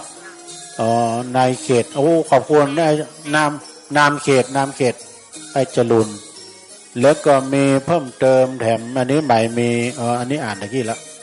เอามาตอนนี้เนี่ยญาติโยมดังหลายเอาปปลเป่านกหวีดดังๆกัน เป่านกหวีดดังๆเนาะจ้าแล้วก็มีเพิ่มเติมแบบเนอะอันนี้ก็ใหม่มีศรัทธาญาติโยมได้ร่วมทำบุญทำกุศลด้วยกันเจริญพรต้อนรับท่านนายกเดินทางมาถึงแล้วนะฮะ แล้วก็ตอนนี้ก็มีศรัทธาญาติโยมที่จะเพิ่มทำบุญเดี๋ยวพระนายวัดมาตอนนี้เนอะมีนะฮะนางนายกองแก้วเขียวหน่อเมืองนะทำบุญตันไปหานางสมศรีเขียวหน่อเมืองที่ล่วงลับไปจำนวนแต่1 ซองนี่มาละแล้วก็มีแม่ครูฟองจันทร์เขียวหน่อเมืองเนื้อบ้านดอยน้อยนี่ร่วมทำบุญตานอุทิศบุญกุศลไปหาปอดจุ่มแม่แก้วแล้วก็ไอ้น้อยตัวนึกพี่วันโดยเขียวหน่อเมืองจำนวนแต่100 บาทน่าจะเล่นบอลจ้ะแล้วก็บัดต้นแต่นั้นก็มีป้อบุญส่งแม่หน่อสุแก้วโอ้อันนี้เพิ่นเป็นโยมป้อโยมแม่ของพระอธิการประสบโชควิสุทธิธาลีเด้อนะลูกเพิ่นมีคนเดียวสำเป็นพ่อใจถึง2นะมีคนเดียวแล้วไปบวชเป็นทุเจ้าบ่ได้สืบสกุลสกรรมทุกปี1จบปริญญาโทก่อนประกาศไม่ไหนนะเดี๋ยวเรามาเขียนนะประกาศนี่เพิ่นมาลูกกันโจทย์เนี่ยมีดำเดียวแล้วก็มีป้อบุญส่งแม่หน่อแก้วแม่หน่อสุกแก้วบ้านดอยน้อยนะอุทิศบุญกุศลไปหาป้อจุ่มแม่แก้วแล้วก็ไอ้น้อยแล้วก็ปี้อินนี่กะสุมาเด้อแต่กี้ประกาศพิษไปปี้อินนะเขียวหน่อเมืองแต่100 บาทเจ้าสาธุสาธุเนอนุโมทนาแล้วถ้าใครจะหอมซองก็มานี่เลยโยมเนาะโอ้อันนี้เปิ้นเอาโฮงตาลมาเลยโฮงตาลติ้วนะเป็นขนมปังกับกาแฟหมอกะเอาศรัทธาญาติโยมร่วมกินร่วมทานจดเอาลายหมายเอานามจดชื่อเสียงเรียงนามเนาะโอ้ขอบคุณท่านผอ.ด้วยเนอะท่านผอ.ก็เดินทางมาบ้านบาหารแล้วพี่จดเนอะพี่จดเนอะจดเพิ่งกันพี่ด่านผลก็มาแล้วบ้านสวนดอยหลอบ่ผิดพลาดโยมจะจดจี้ก่อนเดี๋ยวให้เพิ่นจดก่อนจดจี้ไผมีปากกาขอยืมนะดูปากกามีด้ามเดียวแต่ก็ไผมีปากกาขอยืมหน่อยมีแม่แก้วสุรีเนอะมานีโตแม่แก้วสุรีมานีโตนี่ก็จารุณีมานีโตโดยพร้อมด้วยครอบครัวมานีโตเนอะปักตางสามัคคีร่วมทำบุญจำนวนแต่100 บาทเจ้าเดี๋ยวรอแป๊บรถขึ้นบนดอยเลยรถตู้เจ้าขึ้นบนดอยเลยไปรับข้าวต้มบนดอยเลยขึ้นบนดอยหมดนึนะพี่นันลองมาแล้วพี่นันลองบอกไฟเปิ้นหุ่มบอกไฟพระจะหอมมาด้านนี้นะโยมเด้อโอ้อันนั้นรถตังใดโอ้เมตตาบารมีธรรมอาจารย์ท่านพระครูปิยะศิลวิเชียรวัดป่าลานเนาะไว้สานะครับเนาะป่าลานเหนือพุ่นนะเนาะขอบคุณนะขึ้นบนดอยเนาะขึ้นบนดอยเดี๋ยวไปฮับข้าวต้มบนดอยก่อนยาวไปเลยเนอะยอมเนอะยาวไปนะไปจะฮับกาแฟเจิญที่ศาลาอเนกประสงค์เขียนเรียบร้อยเนาะเดี๋ยวให้เอาปากกาเน้นล้นไปเอาปากกามากันเรามีก่อนเอาปากกามากันลงทุนสักหน่อยนี่มาเอาปากกามากันโอ้พ่อหลวงสวยมาละจรูนอินใจคำนะฮะพ่อหลวงสวยเดินทางมาถึงแล้วเนาะศรัทธาญาติโยมทั้งหลายเพราะฉะนั้นก็คณะศรัทธาที่จะร่วมบุญกุศลโอ้นี่จะจดได้กินได้ทานได้ร่วมบุญกุศลด้วยกันจดตรงนี้นะแม่เนอจดเอาลายหมายเอาชื่อได้เดินทางมาถ้าซองมานี่ก็เดี๋ยวเอาหอมที่นี่เนาะเดี๋ยวลุงประกาศรายชื่อรายนามพี่น้องห้วยตั้มไม้เนาะ พี่น้องหลายปีทำบุญวันนี้โอ้วันเกิดด้วยกะแฮปปี้เบิร์ธเดย์บุญกินเลี้ยงอยู่กะอันนี้โยมป้าบัวคำศรีวิชัยบ้านต้าไม้นะวันนี้เป็นทำบุญวันเกิดขอให้โชคดีมีใจนะพี่เนอะสุขภาพสมบูรณ์แข็งแรงเฮงเฮงรวยปังปังแล้วก็ขอให้มีสตังค์นักเนอะปันล่ำปันรวยซื้อหวยขอให้มันถูกมีเพิ่มเติมแถมนะฮะโอ้ขอบคุณเนอะโอ้ขอบคุณพี่หนานเนอะพี่หนานเอาประกาศมาเฮ้รอเนอะรอวสันต์ร้อยเอกกันเนาะร้อยเอกวสันต์เนอะเรือนมอยท่านเจ้าหน้าที่ทหารเนอะร่วมทำบุญก้านน้ำก้าไฟแถม1 ซองเนาะขอบคุณเนอะเอามาเลยอาสาธุชนญาติโยมดังหลายเจริญพรนะพี่หนานเนอะสาธุได้จดเอาลายใหม่เอานามตะกี้โยมเพิ่นทำบุญวันเกิดแฮปปี้เบิร์ธเดย์ไปจะใส่บาตรก็ใส่ได้นะโยมเนอะวันนี้ได้รับเกียรติจากท่านรองผู้ว่าราชการจังหวัดเชียงใหม่และท่านในอำเภอดอยหล่อนายมานิตไหวในอำเภอดอยหล่อเฮาแล้วก็ท่านสสท่านสจวันนี้ท่านสุรพลเกียรติชัยกรแล้วก็ท่านนเรศทำลงทิพยคุณก็มาร่วมทำบุญด้วยบทต่อแต่นั้นก็ท่านนายกเนาะว่าที่100 ตรีสุรพงศ์กับวังสนับสนุนสตังมาโดยแล้วก็ที่มาถึงแต่เจ้าแล้วมาถึงเจ้ามืดเลยนะฮะท่านกำนันนะฮะบุญทรัพย์ปัญญาประธานชมรมกำนันผู้ใหญ่บ้านมาเจ้าเพราะกำนันเพิ่นมาเจ้าแล้วก็ป้าหลวงสวยเขาเนาะท่านรองพัฒนศักดิ์ศักยภาพ แล้วก็ป้าหลวงวชิรวิทย์หลวงมณีวันเจ้าของพื้นที่ผู้ช่วยสิงโตมาแล้วมีเพิ่มเติมในพิมพ์เนาะนางเอี่ยมวงสายะอันนี้ร่วมทำบุญไปหาป้าอุ้ยนะป้าอุ้ยหนุยป้าอุ้ยมุยเนอะแล้วก็แม่อุ้ยเปียวงสายะจำนวนแด่100 บาทเนอะสาธุอนุโมทนาเด้อในส่วนบุญส่วนกุศลกับพี่กับน้องศรัทธานาบุญได้กินได้ทานกันในวันนี้ในพิมพ์นางเอี่ยมวงสายะก็ยังบัดเท่าแต่นั้นก็ยังอุทิศบุญกุศลไปหาจิตดวงวิญญาณของพ่อแก้วเนาะพ่อแก้วแล้วก็แม่ทองกะนะมากล้องแต่100 บาทเด้อมากล้องนะขอบคุณเด้อสาธุเนาะแล้วก็มีเพิ่มเติมนะก็หมายมีนางพะเยาแล้วก็อุ่นและอุ่นทะอ่อนเนาะและครอบครัวร่วมทำบุญไปหาจ่าสิบเอกประสิทธิ์พดุงศิลป์แล้วก็นางลำวัดก็เนี่ยนางลำลัดเพิ่นเขียนมาบุญปราโมทย์1 2เนอะสาธุขออนุโมทนาเนาะ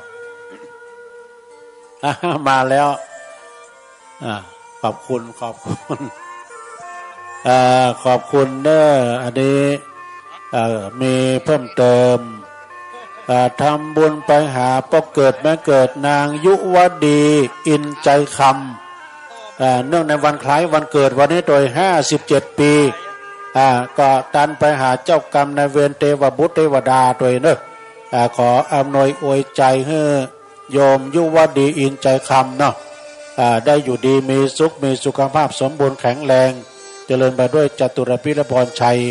อันมีอายุวันนะสุขภาละเด้อร่ำรวยเฮงแล้วก็มานั่งถวายความเคารพในเมตตาธรรมท่านพระอาจารย์รัตภพนรินโทนะครับเจ้าวาดวัดอัมพวันกลปท่านก็มาทุกปีนะ ก็ตอนนี้นะศรัทธาญาติโยมได้เดินทางมาแล้วเนาะก็ขออนุโมทนาเดี๋ยวดีเจเฮานะฮะทางดีเจเฮาเอาไมค์ไปทางในศาลาด้วยเด้ออาจารย์พระครูอภิวัฒนวิกรมเปิ้นก็อยู่ทางในศาลาที่สถานศาสนพิธีเรียบร้อยนะฮะฉะนั้นก็คณะศรัทธาสาธุชนญาติโยมที่เดินทางมาแล้วจะร่วมกินร่วมทานร่วมทำบุญระวังรถเลยเนาะใจเย็นๆระวังรถมันนักตอนนี้รถกำลังทยอยกันมาปีในมีเตื้อเดียวเน้อศรัทธาญาติโยมการตักบาตรเทโวโลหะนะเป็นการที่ว่าปีในมีเตื้อเดียวเพราะว่าวันนี้เป็นวันที่พระพุทธเจ้าเปิดโลกทั้งสามได้เล็งแลหันกันหมดห้องอบายภูมิก็หันกันเมืองสวรรค์ก็หันเมืองมนุษย์นี่นะทำมือหันกันหมดเพราะฉะนั้นก็คณะศรัทธาสาธุชนญาติโยมทั้งหลายในโอกาสที่เราจะร่วมทำบุญกินทานไปแล้วก็ดีขออนุโมทนาให้ท่านนั้นมีความสุขมีความเจริญไปด้วยจตุรพิรพรชัยหายพ้นจากยังปะพระเคราะห์ภัยตัวร้ายทั้งหลายเนาะเคราะห์ปีเคราะห์เดือนเคราะห์วันเคราะห์ยามนะเคราะห์เมื่อหลับเมื่อตื่นเมื่อยืนเมื่อเตียวเมื่อเกี้ยวเมื่อกินเคราะห์ตั้งหน้าตั้งหลังเคราะห์เมื่อคืนเขาก็บอกหันนะว่ามันจะมาเมื่อใดเคราะห์กลางวันเขาก็บอกหูเคราะห์อู้เคราะห์จาก็ดีเคราะห์นาต่างๆอันว่าข้อ13นาม15สัพพทุกโศกโรคภัยสัพพเสน่ห์จังไรต่างหลายวิวันใจเย็นให้มันแก้วมันกล้าหายไปเจริญพรต้อนรับท่านปลัดอาวุโสนะฮะสุทธิชัยตรีสินศักดิ์ได้มีได้เดินทางมาถึงบริเวณงานแล้วนะ1 2นิมนต์เลยครับผมพี่ความเคารพครูบาอาจารย์พระเจ้าประสงค์พระมหาเถระพระเถรานุเถระทุกรูปขอเจริญพรศรัทธาญาติโยมท่านสาธุชนทุกคนทุกท่านขณะนี้ได้ใกล้เวลาที่จะได้ประกอบพิธีทำบุญตักบาตรเทโวโลหะนะณที่วัดพระธาตุดอยน้อยประจำปี 2567 แล้วในวันนี้พิธีจะเริ่มประมาณ 6:30 นาทีขณะนี้รอประธานในพิธีคือท่านนายชัชวาลปัญญารองผู้ว่าราชการจังหวัดเชียงใหม่และแขกผู้มีเกียรติทั้งหลายพร้อมแล้วก็จะได้เริ่มพิธีขอกราบนิมนต์ครูบาอาจารย์พระเจ้าประสงค์จำนวน10 รูปได้ขึ้นอาสนะสงฆ์เตรียมพร้อมศรัทธาญาติโยมตั้งอกตั้งใจที่จะได้เข้าสู่พิธีการตามลำดับในเวลา 6:30 นาทีก็คือเวลากับทางกองอำนวยการแถมประมาณสักครู่หนึ่งจะได้เริ่มพิธีตามลำดับไปการทำพิธีนั้นก็จะมีการจุดธูปเทียนบูชาพระรัตนตรัยโดยประธานในพิธีท่านรองผู้ว่าราชการจังหวัดเชียงใหม่แล้วก็แขกผู้มีเกียรติส่วนราชการโดยท่านนายอำเภอดอยหล่อนายมานิตไหวไวและส่วนราชการแขกผู้มีเกียรติจำนวน9 ท่านจุดเทียนมงคล9 เล่มหลังจากนั้นเราท่านทั้งหลายก็จะได้ประกอบพิธีไหว้พระสมทานศีลในวันนี้ก็จะมีการเปิดโปรยเครื่องสักการะหน้าพระบรมฉายาลักษณ์พระบาทสมเด็จพระเจ้าอยู่หัวโดยท่านรองผู้ว่าราชการจังหวัดเชียงใหม่หลังจากนั้นแขกผู้มีเกียรติส่วนราชการจะได้รับของที่ระลึกจากประธานสงฆ์หลวงพ่อพระครูสาธุกิจจันดันเสร็จเรียบร้อยแล้วก็จะมีการกล่าวคำถวายทายทานแล้วก็กล่าวคำโอกาสเข้าบาตรเจ้าภาพญาติโยมถวายทายธรรมแด่พระสงฆ์อนุโมทนาแล้วก็กล่าวคำแผ่เมตตาแบบพื้นเมือง หลังจากนั้นประธานในพิธีท่านรองผู้ว่าราชการจังหวัดเชียงใหม่นายชัชวาลปัญญาท่านจะได้กล่าวเปิดและลั่นคล้องเสร็จเรียบร้อยท่านก็จะได้กราบลาพระรัตนตรัยพระสงฆ์ทั้งนั้นก็จะได้เดินจากวัดพระธาตุดอยน้อยเดินลงมารับบิณฑบาตกับศรัทธาญาติโยมอันนี้เป็นกำหนดการที่จะได้เริ่มแถมสักกรรมหนึ่งอดใจรอสักกรรมก็ขอนิมนต์ตังโฆษกตังกล่องอำนวยการดำเนินการในเวลาสัก18:30ก็จะได้ตัดเข้าสู่พิธีการต่อไปขอนิมนต์ครับครับขอบคุณท่านพระครูอภิวัฒนวิกรมนะครับเนอะรองเจ้าคณะอำเภอดอยหล่อแล้วก็เจ้าพิธีทางในตอนนี้โอนเสียงมาทางนอกตุลุง ห้ำแบมสักกรรม ขอบคุณพี่น้องศรัทธาที่เดินทางมาถึงเนาะรถสำหรับรถพระคุณเจ้าขึ้นบนดอยเลยนะครับเนอะควักขึ้นบนดอยเลยนะเพราะว่าจะได้ถวายข้าวต้มและจะได้เดินจงกรมลงดอยมา200ขั้นป่าย ก็ศรัทธาญาติโยมเนาะวันนี้มีเพิ่มเติมแถมพี่ไปก็ได้ซองเป่ามาตานีนึการเดียวถ้าไผ่ตั้งแถวจะใส่บาตรรอใส่บาตรหลวงพ่อจะแจกของดีวัตถุมงคลทุกคนทุกท่านแต่มีในคำแปลงวงใหญ่นางวลีพรวงใหญ่พี่น้องบ้านเวียงโอ้พี่น้องบ้านเวียงก็มาร่วมรำบุญพร้อมครอบครัวแถม1 ซองนะครับนายบุญลือนางคำเอื้อยคำบุญเลืองพี่น้องบ้านเวียงเหมือนกันนะร่วมทำบุญแถม1 ซองเจ้าเอาพี่น้องสองแควแม่4,000ก็เดี๋ยวตำได้ดูลุงประกาศนายนัทพลแล้วก็บุญตาล่านะอันนี้ก็พี่น้องบ้านดอยหล่อร่วมทำบุญมาแถม1 ซองเจ้ากรรมนายเวรพอเกิดไม่เกิดเนอะแล้วบัดเต้าแต่นั้นก็มีพระหลวงวันชัยนะฮะทาธรรมนี่เป็นตัวน้อยไปหน่อยแล้วก็บ้านแม่แต่งปัดตึงค่าน้ำค่าไฟแถม100 บาทเจริญพรเจ้าครับแม่ครูมาแล้วเนาะก็มีนะฮะคุณเกลียงศักดิ์นะคุณกรองจิตเตจะวงอันนี้พร้อมด้วยครอบครัวถวายทานไว้ภายภาคหน้าจำนวนแถม100 บาทแล้วก็มีนางบัวเขียวขุนยาพี่น้องพร้อมครอบครัวตามเจ้ากรรมนายเวร1 ซองนะแล้วก็มีศรัทธาพี่น้องพ่อป๋าแม่4,000นะฮะคำจันทร์พร้อมด้วยครอบครัวถวายทานเดี๋ยวมันตั้งแถวกันตั้งแถวเอาใส่แถวไปที่มันใส่วัตถุมงคลนะอย่าต้องประสานงานดีๆกันเพิ่นแจกรถเดียวที่เพิ่นมีวัตถุมงคลใส่ในซองนะก็เดียวแจกไปตามแถวแล้วก็มีนะพ่อป่าแม่4,000คำจันทร์พร้อมด้วยครอบครัวถวายทานไปหาบรรพบุพกาลีญาติพี่น้องทุกคนแถม100 บาทสาธุเนาะโยมจดชื่อเลยนะเอาให้เพิ่นจดเองเนาะก็มีเพิ่มเติมนะศรัทธาในประหยัดและก็นางอนงแก้วแสงพี่น้องบ้านสองแควร่วมทำบุญมาแถม1 ซองนะฮะแล้วก็มีพ่อระนองแม่แก้วพาแก้วชัยยาพี่น้องบ้านสองแควร่วมทำบุญแถม100 บาทแล้วก็บัดเต่าแต่นั้นก็มีนางบัวเขียวขุนยานะพร้อมด้วยครอบครัวอุทิศบุญกุศลเจ้ากรรมนายเวรแถม1 ซองเจ้าอนุโมทนามาไปก็ได้ของดีมาดามเวของฟรีไม่มีในโลกก็ได้โชคลาภมาดามเวนะเฮงมังเฮงรวยปังคนน้อยก็มาได้คนน้อยก็มาเดี๋ยวจดชื่อก่อนนะโยม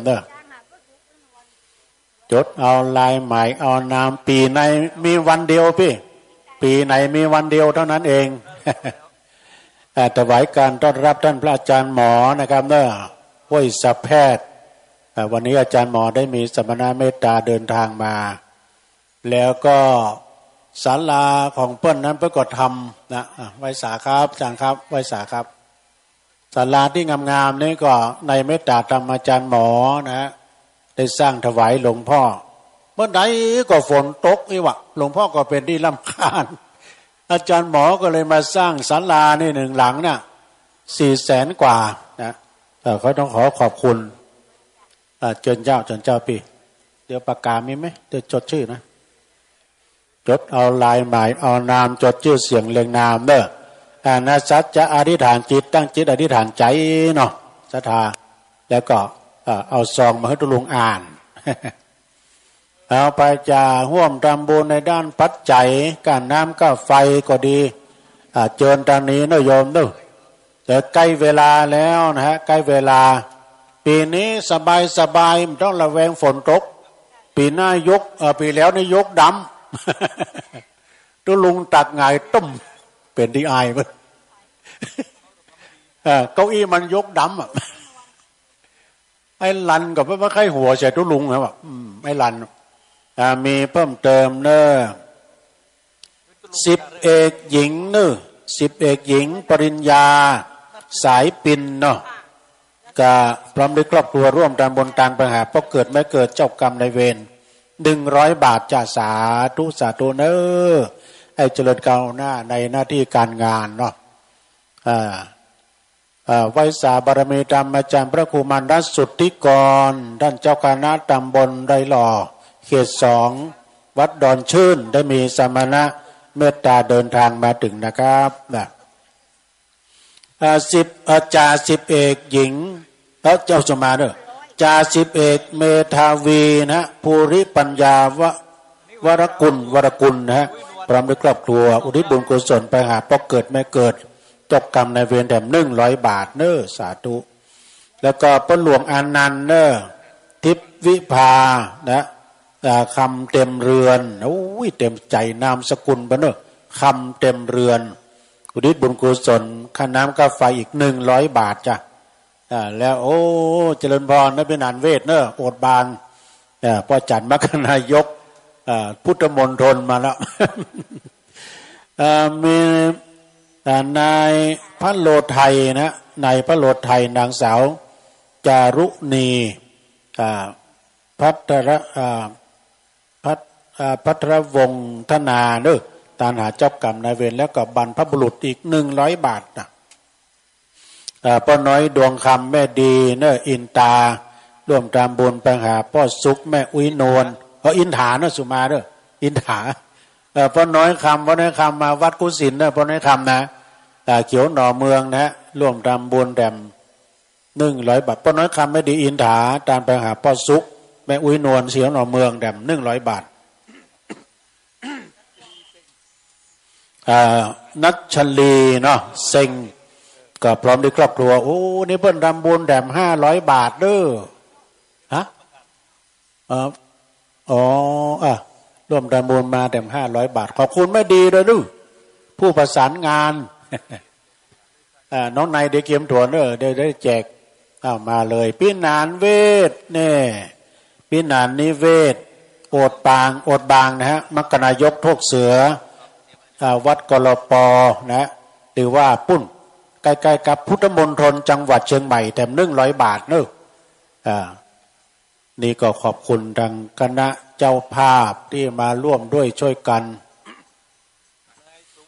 วันนี้ได้รับเกียรติจากท่านชัชวาลปัญญาท่านรองผู้ว่าราชการจังหวัดเชียงใหม่อยู่ในระหว่างการเดินทางเดี๋ยวก็ถึงละนายสมบูรณ์นางชลินลัตน์เนาะ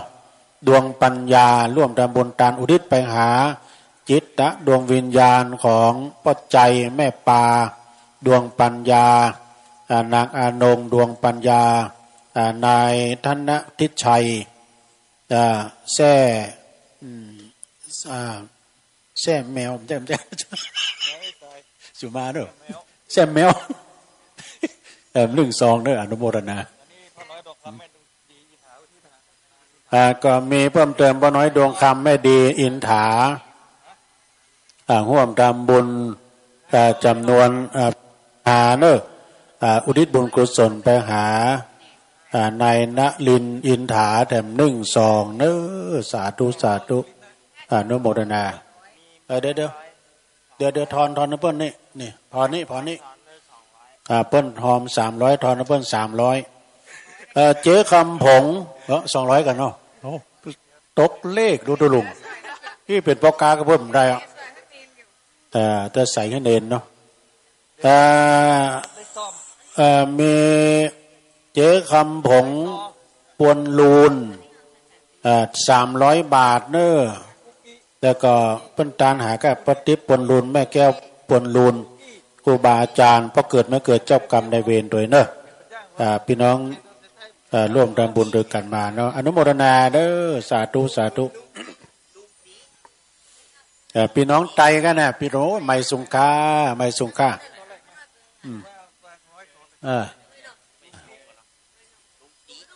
พี่น้องไตนี่นามสกุลเปิ้นลุงบ่น่ะลุงติมันต้องลุกมาดูอันนี้นามสกุลเปิ้นนะเนาะพี่น้องไตเอามาเลยดูพี่น้องไตกันหอมคนหรือหอมหมู่นะมาติ๊กมีเพิ่มเติมนายพงศิริปาปัสสักนะตามปัญหาพอเกิดไม่เกิดเนอแถม1 2หลวงแก้วมาได้พระหลวงแดงพระหลวงแดงนี่เป็นนั้นหัวหน้ากลุ่มปปสดูหัวหน้ากลุ่มกลุ่มแก่นนำปปสเขาก่อนนึกว่ากลุ่มแก่นนำมันอย่างปปสไปว่าปาปัสสักขอบคุณนะปากกามดโอ้เดี๋ยวพี่ท่านประหลัดขอยืมปากกาหน่อยมีไหมปากกาปากกาก็ใจจนน้ำมึกเสี่ยงอย่ามาขายดีนะวันนี้ขอบคุณดังท่านนายกว่าที่100 ตรีสุรพงศ์กาบวังนายกองค์การบริหารส่วนตำบลดอยหล่อสนับสนุนงบประมาณอีก 20,000 บาทในวันนี้แต่บุตรเป็นมามอบเนาะทำนาทีมอบในซอลุงกิถวายตามไปหาพระเกิดไม่เกิดเนอแต่1 ซองนะขอบคุณนะพี่น้องไต่นะไม่สุงค่ามีเพิ่มเติมมานัดอัชราแถมมีนะทานไว้ภัยภาคหน้าจำนวน100 บาทเจ้าสาธุเอามาแถมมาไปเขาได้ของดีมาดานี้ของฟรีไม่มีในโลกเขาได้โจกเขาได้ลาบมาดานี้นะวันนี้มีวันเดียวเท่านั้นเองนะวันเปิดโลกวันพระพุทธเจ้าเปิดโลกพระนิดานะนางพระนิดาประยงย้อยร่วมทำบุญอุทิศบุญกุศลแด่ดวงวิญญาณของพ่อชื่นแม่ปอวรรณชัยแล้วก็พอเกิดไม่เกิดแต่100 บาทเจ้าสาธุเด้อแล้วก็มีเพิ่มเติมนะก็ไม่มีนะผู้ท่านประธานสภาองค์การบริหารส่วนตำบลดอยหล่อเนอะคุณโยมสมหมายท่านประธานสมหมายอิ่มจิตนะฮะร่วมทำบุญอีก500 บาทแม่บ้านไปมาขอบคุณนะเนอะตุลุงบอกหูจักขอโทษตัวเองนะท่านประธานสภาองค์การบริหารส่วนตำบลดอยหล่อท่านประธานสมหมายอิ่มจิตร่วมบุญมาอีก500 บาทจ้ะสาธุขยับมาหน่อยลดปปลไปไหนนกหวีดเป่าของเปิ้ลด้วยกะมีเพิ่มเติมเจริญพรท่านนางสาวบัวคำแดงซอนนะพี่น้องท่าลี่ร้องทานท่าลี่ร่วมทำบุญตามไปหน้าเจ้ากรรมนายเวรแล้วก็หาป้อยเย็นแม่ไผ่แดงซอนโดยเนอะแต่1 ซองเจ้าก็มีนะหมายมีนายสิทธิคุณนะนางมะลุลีนี่นะบุญวิรัตนี่พี่น้องจากร่วมทำบุญเนาะพร้อมลูกหลานก็น้ำก็ไฟพี่น้องร่วมทำบุญโดยแต่1 ซองแม่เข้ามาแล้วเจิญเจ้าเดี๋ยวจะประกาศเนาะก็มีแม่บุญศรีสร้างเล็งก็มาพี่น้องตุนพึ่งน้องหลองนายปิยานุชอุ่นจันนำเนิ่นแล้วก็นายณลงฤทธิ์ชัยวงศ์นะพี่น้องท่าลี่ร่วมทำบุญมาแต่1 ซองบทตั้งแต่นั้นก็มีเพิ่มเติมแถมมีทานินวลีทิพย์เนี่ยกันทยัตพี่น้องร่วมทำบุญตาล้อนะฮะก่อนทำ1 ซองแล้วก็บทตั้งแต่นั้นก็มี ในประเสริฐนางอรพินนะเจริญวังก็เนี่ยร่วมทำบุญตามประหารแม่เกียงพาชัยปันดำนึ่งซองนะแล้วก็มีในประเสริฐนางอรพินเจริญวังก็ร่วมทำบุญพร้อมครอบครัวตามไปหน้าดำนึ่งซองเนาะแล้วก็มีแม่น้อมสุภาวงศ์ต้าจางเนอะร่วมทำบุญมาแต่100 บาทบทเต้าเต้นนั้นก็มีนะนางสาวอุมลวันนะอุบลวันเนาะอุบลวันทับพิงแกทับพิงแกนี่ร่วมทำบุญมาแต่100 บาททับทิมแกนี่อาจารย์ด็อกเตอร์อย่างก็ทับทิมแกก็มีสิทธิยากันนะสิทธิยานี่ก็ร่วมทำบุญมาแต่1 2เพื่อเขียนตัวน้อยไว้หน่อยตุลุงบางคนเท่าอรัญญานะฮะกันทวงศ์ร่วมทำบุญมาแต่100 บาทนะเขียนแล้วบ้านตุนพึ่งเขียนนะครับแล้วก็มีนายอนุศักดิ์เนอบัวลาพร้อมครอบครัวเนอมาร่วมทำบุญแบบ100 บาทมาจากพุ่นลิมปิงลำพูนบ้านลิมปิงลำพูนแบบ100 บาทเจ้าเจริญพรเจ้าสาธุจ้ะก็มีเพิ่มเติมนะรจนาอุปนองตาจางร่วมทำบุญแบบ100 บาทพี่น้องตาจางก็มาเนอมาเลยศรัทธาญาติโยมเนาะกึศใจได้ไข่ใจตึงท่านมาหาแล้วว่างมาตอนนี้เนอะมีอยู่มีเพิ่มเติมมาแถมนะญาติโยมแม่ลำจวนมูลโลกบุญญาโลกบุญโลกเนาะบุญโลกเป็นอย่างครับอันนักร้องตาจางเนี่ยร่วมทำบุญแบบ1 2เนาะสาธุเนอแม่สีโทพ่อสีโทนแม่มาลีเนอพร้อมครอบครัวพี่น้องจันดงเนอะพี่น้องตุนพึ่งเนาะตุนพึ่งแม่บุญศรีสังเลงนี่ทำตีเนาะกันติดอันนี้ก็มีปอศีลาแม่บุญศรีสังเลงเนอะพี่น้องตุนพึ่งน้องหล่องโฮมทานบุญมาแถม100 บาทมีแม่แหลงพันกานะตุนพึ่งน้องหล่องแถม40 บาทเนอะแล้วก็มีแม่กองโพธิสังก็พี่น้องบ้านตุนพึ่งแถม40 บาทเจ้าอนุโมทนาเนาะศรัทธาญาติโยมทั้งหลายยังมีเพิ่มเติมแถมนะมีเพิ่มเติมเจริญพรเจ้าพระหลวงบัตรเข้ามาเนาะพระหลวงสมบัติไววางน้องเปิ้นใหญ่โวยนะน้องเอื้องฟ้าใหญ่โวยอันนี้ก็มีเรืออากาศเอกหญิงกรณุเนาะธรรมปัญญาธรรมปัญญาแล้วก็คุณพ่อประหยัดทำปัญญาพร้อมครอบครัวเนอะอาจารย์หาเจ้ากรรมในเวรเพราะเกิดไม่เกิดทำ100 บาทเนาะสาธุเนอะอนุโมทนาสาธุการตัวเองเนาะเจริญพรต้อนรับพี่น้องทางดงหลวงได้เนอะโดยการนำของพระหลวงสมบัติไววางดงใต้พัฒนานะเจริญพรจ้ะโยมจะเอาใส่ในบาทก็ได้เนอะโยมเนอะบาทแรกนั้นก็เป็นบาทเงินบาททองเนาะอาจารย์ดันในก็มาเนาะอัศนัยแต่ก็เดินทางขอบคุณทางท่านเจ้าหน้าที่วัฒนธรรมจังหวัด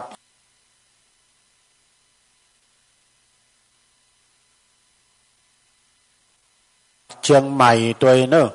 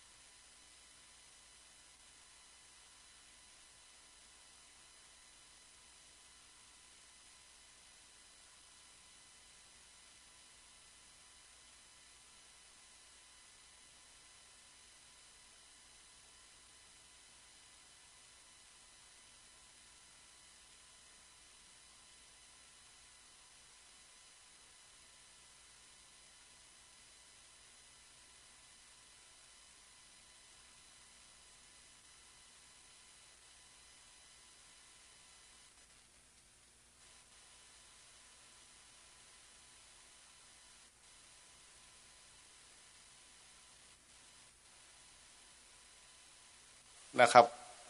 การดูแลได้รับการจันโยงจันลงเพื่อสืบทอดไปทาบตัวนิรันดร์นะครับเพื่อเป็นศูนย์รวมจิตรวมใจของพี่น้องชาวพุทธของเรา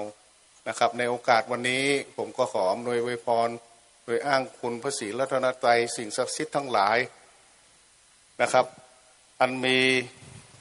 บุญบารมีของพระบาทสมเด็จพระเจ้าอยู่หัวสมเด็จพระราชินีบรมวงศานุวงศ์ทุกพระองค์ตลอดจนเดชะบารมีของครูบาศรีวิชัยเจ้าองค์พระธาตุดอยสุเทพอันศักดิ์สิทธิ์องค์พระธาตุดอยน้อยตีปีเฮาหมู่เฮาทั้งหลายเคารพนับถือจนโดนบันดาลประทานพรพี่น้องเจ้าโดยหล่อจงมีความสุขกายสุขใจคิดสิ่งใดหวังสิ่งใดขอให้ท่านสมความมุ่งมา่ปรารถนามีร่างกายที่แข็งแรงมีจิตใจที่เข้มแข็งปรารถนาสิ่งใดขอให้ท่านสำเร็จผลนะครับถึงแม้ว่าปีที่ผ่านมาเจ้าเชียงใหม่เขาจะได้รับผลกระทบเรื่องของภัยต่างๆก็คือมันหายไปนะครับมีความเจริญก้าวหน้าทุกท่านครับขอบคุณมากครับ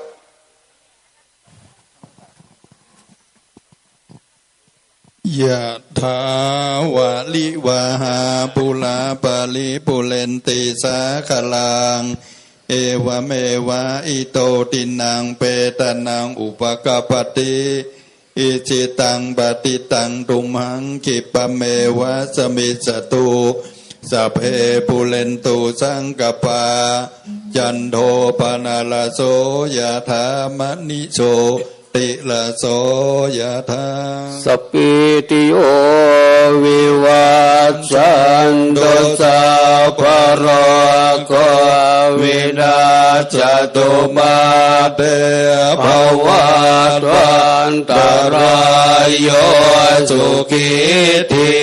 กายุโกภวะภิวา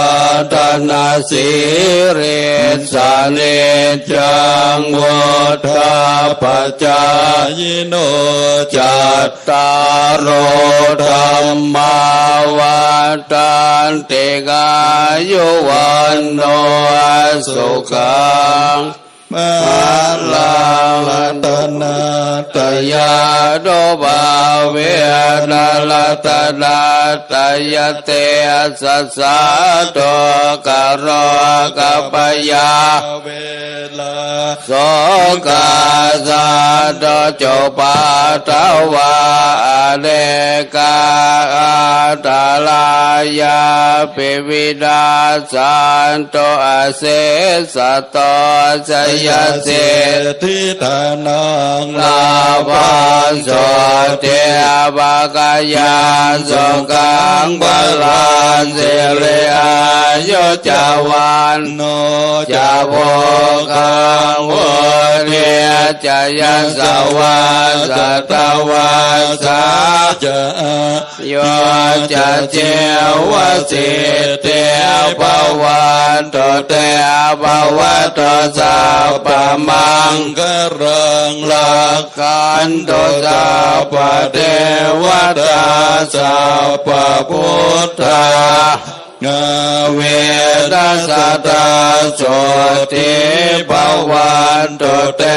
ภวันโตสัพพมังกลังลังขันโตสัพพเทวตาสัพพพุทธานุภาเอนะสัทธาโสติภวันตุเตภวัตุสัพพมังคลัง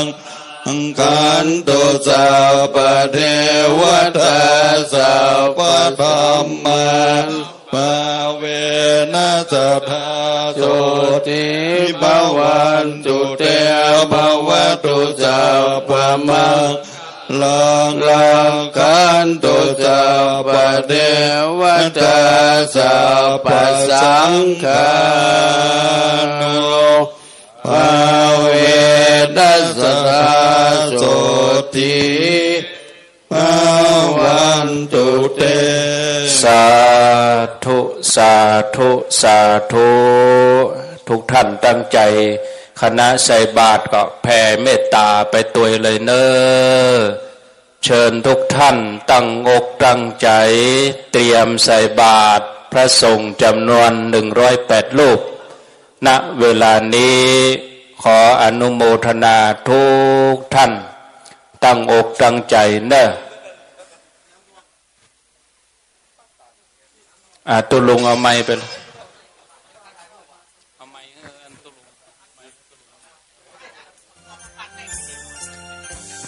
บาทแรกเป็นบาทปัจจัยนะโยมเนอะบาทแรกที่เน้นน้อย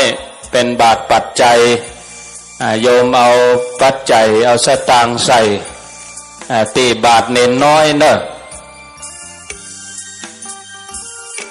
ตีเน้นน้อยเดินนำหน้าแล้วก็จะมีบาทพระประจำวันเกิดจากนั้นก็มีครูบาอาจารย์พระเจ้าประสงค์มีหลวงพ่อพระครูสาธุกิจนันท์ประธานสงฆ์นิมนต์ตุลุงมาตั้งเพตุลุงยะนองตุลุงนันมาตั้งเพไม่มีเพนิมนต์ยืนตั้งนี้นี่หันทีดินิมนต์ตุลุงก็ขออนุโมทนากับศรัทธาญาติโยมท่านสาธุชนทุกคนทุกท่านปีนี้เป็นปีที่พิเศษนะปกตินี่ฝนตกทุกปีแต่ปีนี้นี่ไม่มีฝนปีแล้วเมื่อกี้นี่ปะต้นล่นฝนกันหยับพระก็เปียกโยมก็เปียกปีนี้ไม่มีฝนสบายก็อดใจรอหน่อยเนอะศรัทธาที่อยู่ตั้งปลายตั้งใต้พุ่นอาจจะฮ้อนหน่อยเนาะแดดเริ่มสอดส่องมาเวลาตอนนี้ก็7:30ปลาย7:30ปลายแล้วก็อดใจรอไผ่ที่หิวก็มีข้าวต้มเนอะทางแม่บ้านใดน้อยตามไม้เพิ่นก็มีข้าวต้มบริการตามจุดกลางตางแล้วก็ต้องตั้งปลายเพิ่นเนอะมีข้าวต้มอยู่ตุลุงนิมนต์ตั้งเพครับตุลุงก็พระคุณเจ้าก็มาจากหลายที่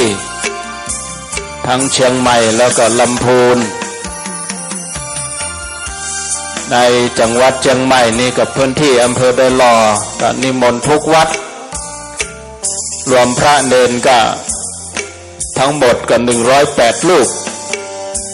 ศรัทธาญาติโยมก็มาเพิ่มทุกปีแต่ละปีก็มีญาติโยมมาหลั่งไหลกันมา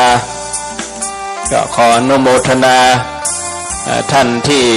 มีโทรศัพท์ก็บันทึกภาพประทับใจไว้10 ปี20 ปีข้างหน้าเรามาไม่ได้แล้วก็เอาภาพนี้มาดูว่าครั้งหนึ่งในชีวิตได้มาร่วมตักบาตรเป็นภาพประทับใจให้ลูกหลานได้ดูสืบต่อกันจากรุ่นสู่รุ่นก็ขออนุโมทนากับกุศลเจตนาของศรัทธาญาติโยมทั้งหลายแล้วก็ที่ลืมบ่ได้ก็ครูบาอาจารย์พระเจ้าพระสงฆ์ทุกรูปที่ได้เมตตาเดินทางมา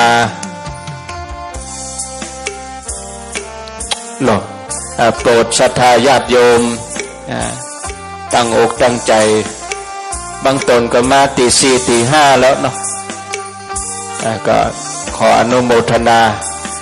เอาขยมเนาะก็จำเอาตัวเจ้าก็เหมือนกันหมดเครื่องแบบเหมือนกันก็จำเอาวัดไผ่จำเอาแต่ละตนแต่ละองค์แต่ละวัดตุลุงตังปุ้นพมก็อนุโมทนากับเจ้าหน้าที่สำนักงานวัฒนธรรมจังหวัดเชียงใหม่โดย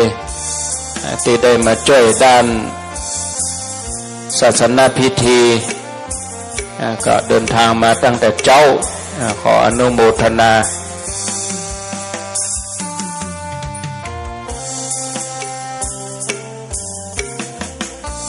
ใส่บาตรจะจนเราก็ได้นะตั้งหลังมาได้นะญาติโยมนะ ใส่นับเอา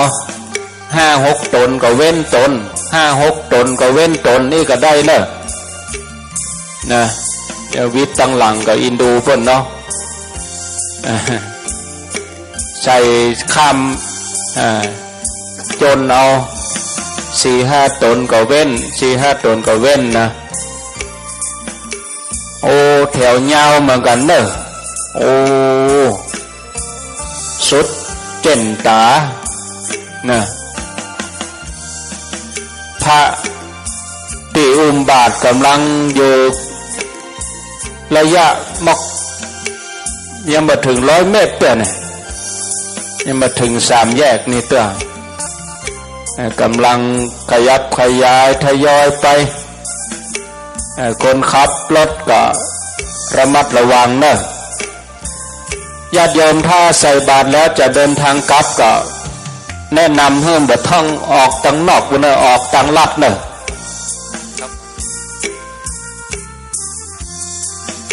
ไปทางโดยหล่อออกทางโดยหล่อเนอะแล้วก็ไปทางหน้าอำเภอจะไปทางสันขยอมห้วยทางนี่ก็ได้ถ้าออกทางปากทางทางนอกวันนี้ออกบ่ได้แน่นอนรถติดศรัทธาย้อนไปทางฝ่ายได้น้อยนี่นะไปเอี่ยวพอฝ่ายที่ว่าเปิดบ่ได้มันไปจะได้ไปเอี่ยวพอ ข่าวดังเป็นตึงประเทศไปตั้งฝ่ายได้น้อยนี่แล้วก็ไปออกที่ดอยหล่อห้วยโจแล้วก็ออกที่ต่างกลับรถแล้วก็ไปต่างอำเภอเพื่อนก็มีงานเนอะของดีดอยหล่อเริ่มวันที่20ถึง9 วัน 9 คืนเนอะหน้าอำเภอนี่งานของดีดอยหล่อจบของดีดอยหล่อแล้วก็ต่อลอยกระทงแถมเอาจนใกล้หมู่ดอยหล่อนี่เขาโหมงานก็ขออนุโมทนากับเจ้าหน้าที่บริการด้านจราจรตัวตึงชลบตึงสพชลบโดยน้อยสพโดยหล่อเนาะบริการด้านการจราจร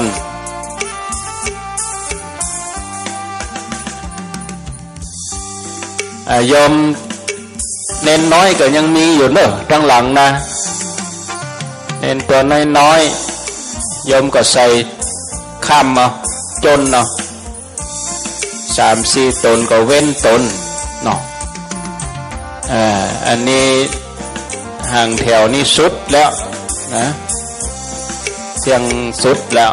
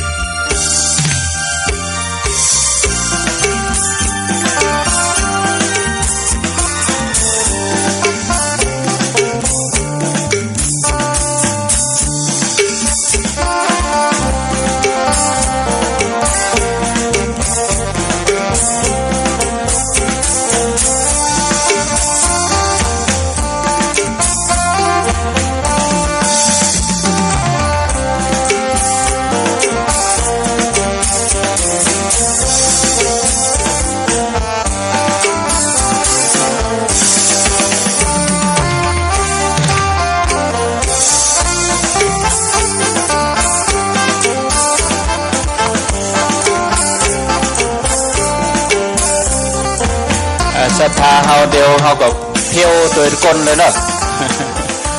เดี๋ยวมีการอยู่เนาะช่วยกันเดี๋ยวรอต้นบันทึกภาพอย่างแล้วหมดเฮาก็เดี๋ยวเที่ยวครัวนะ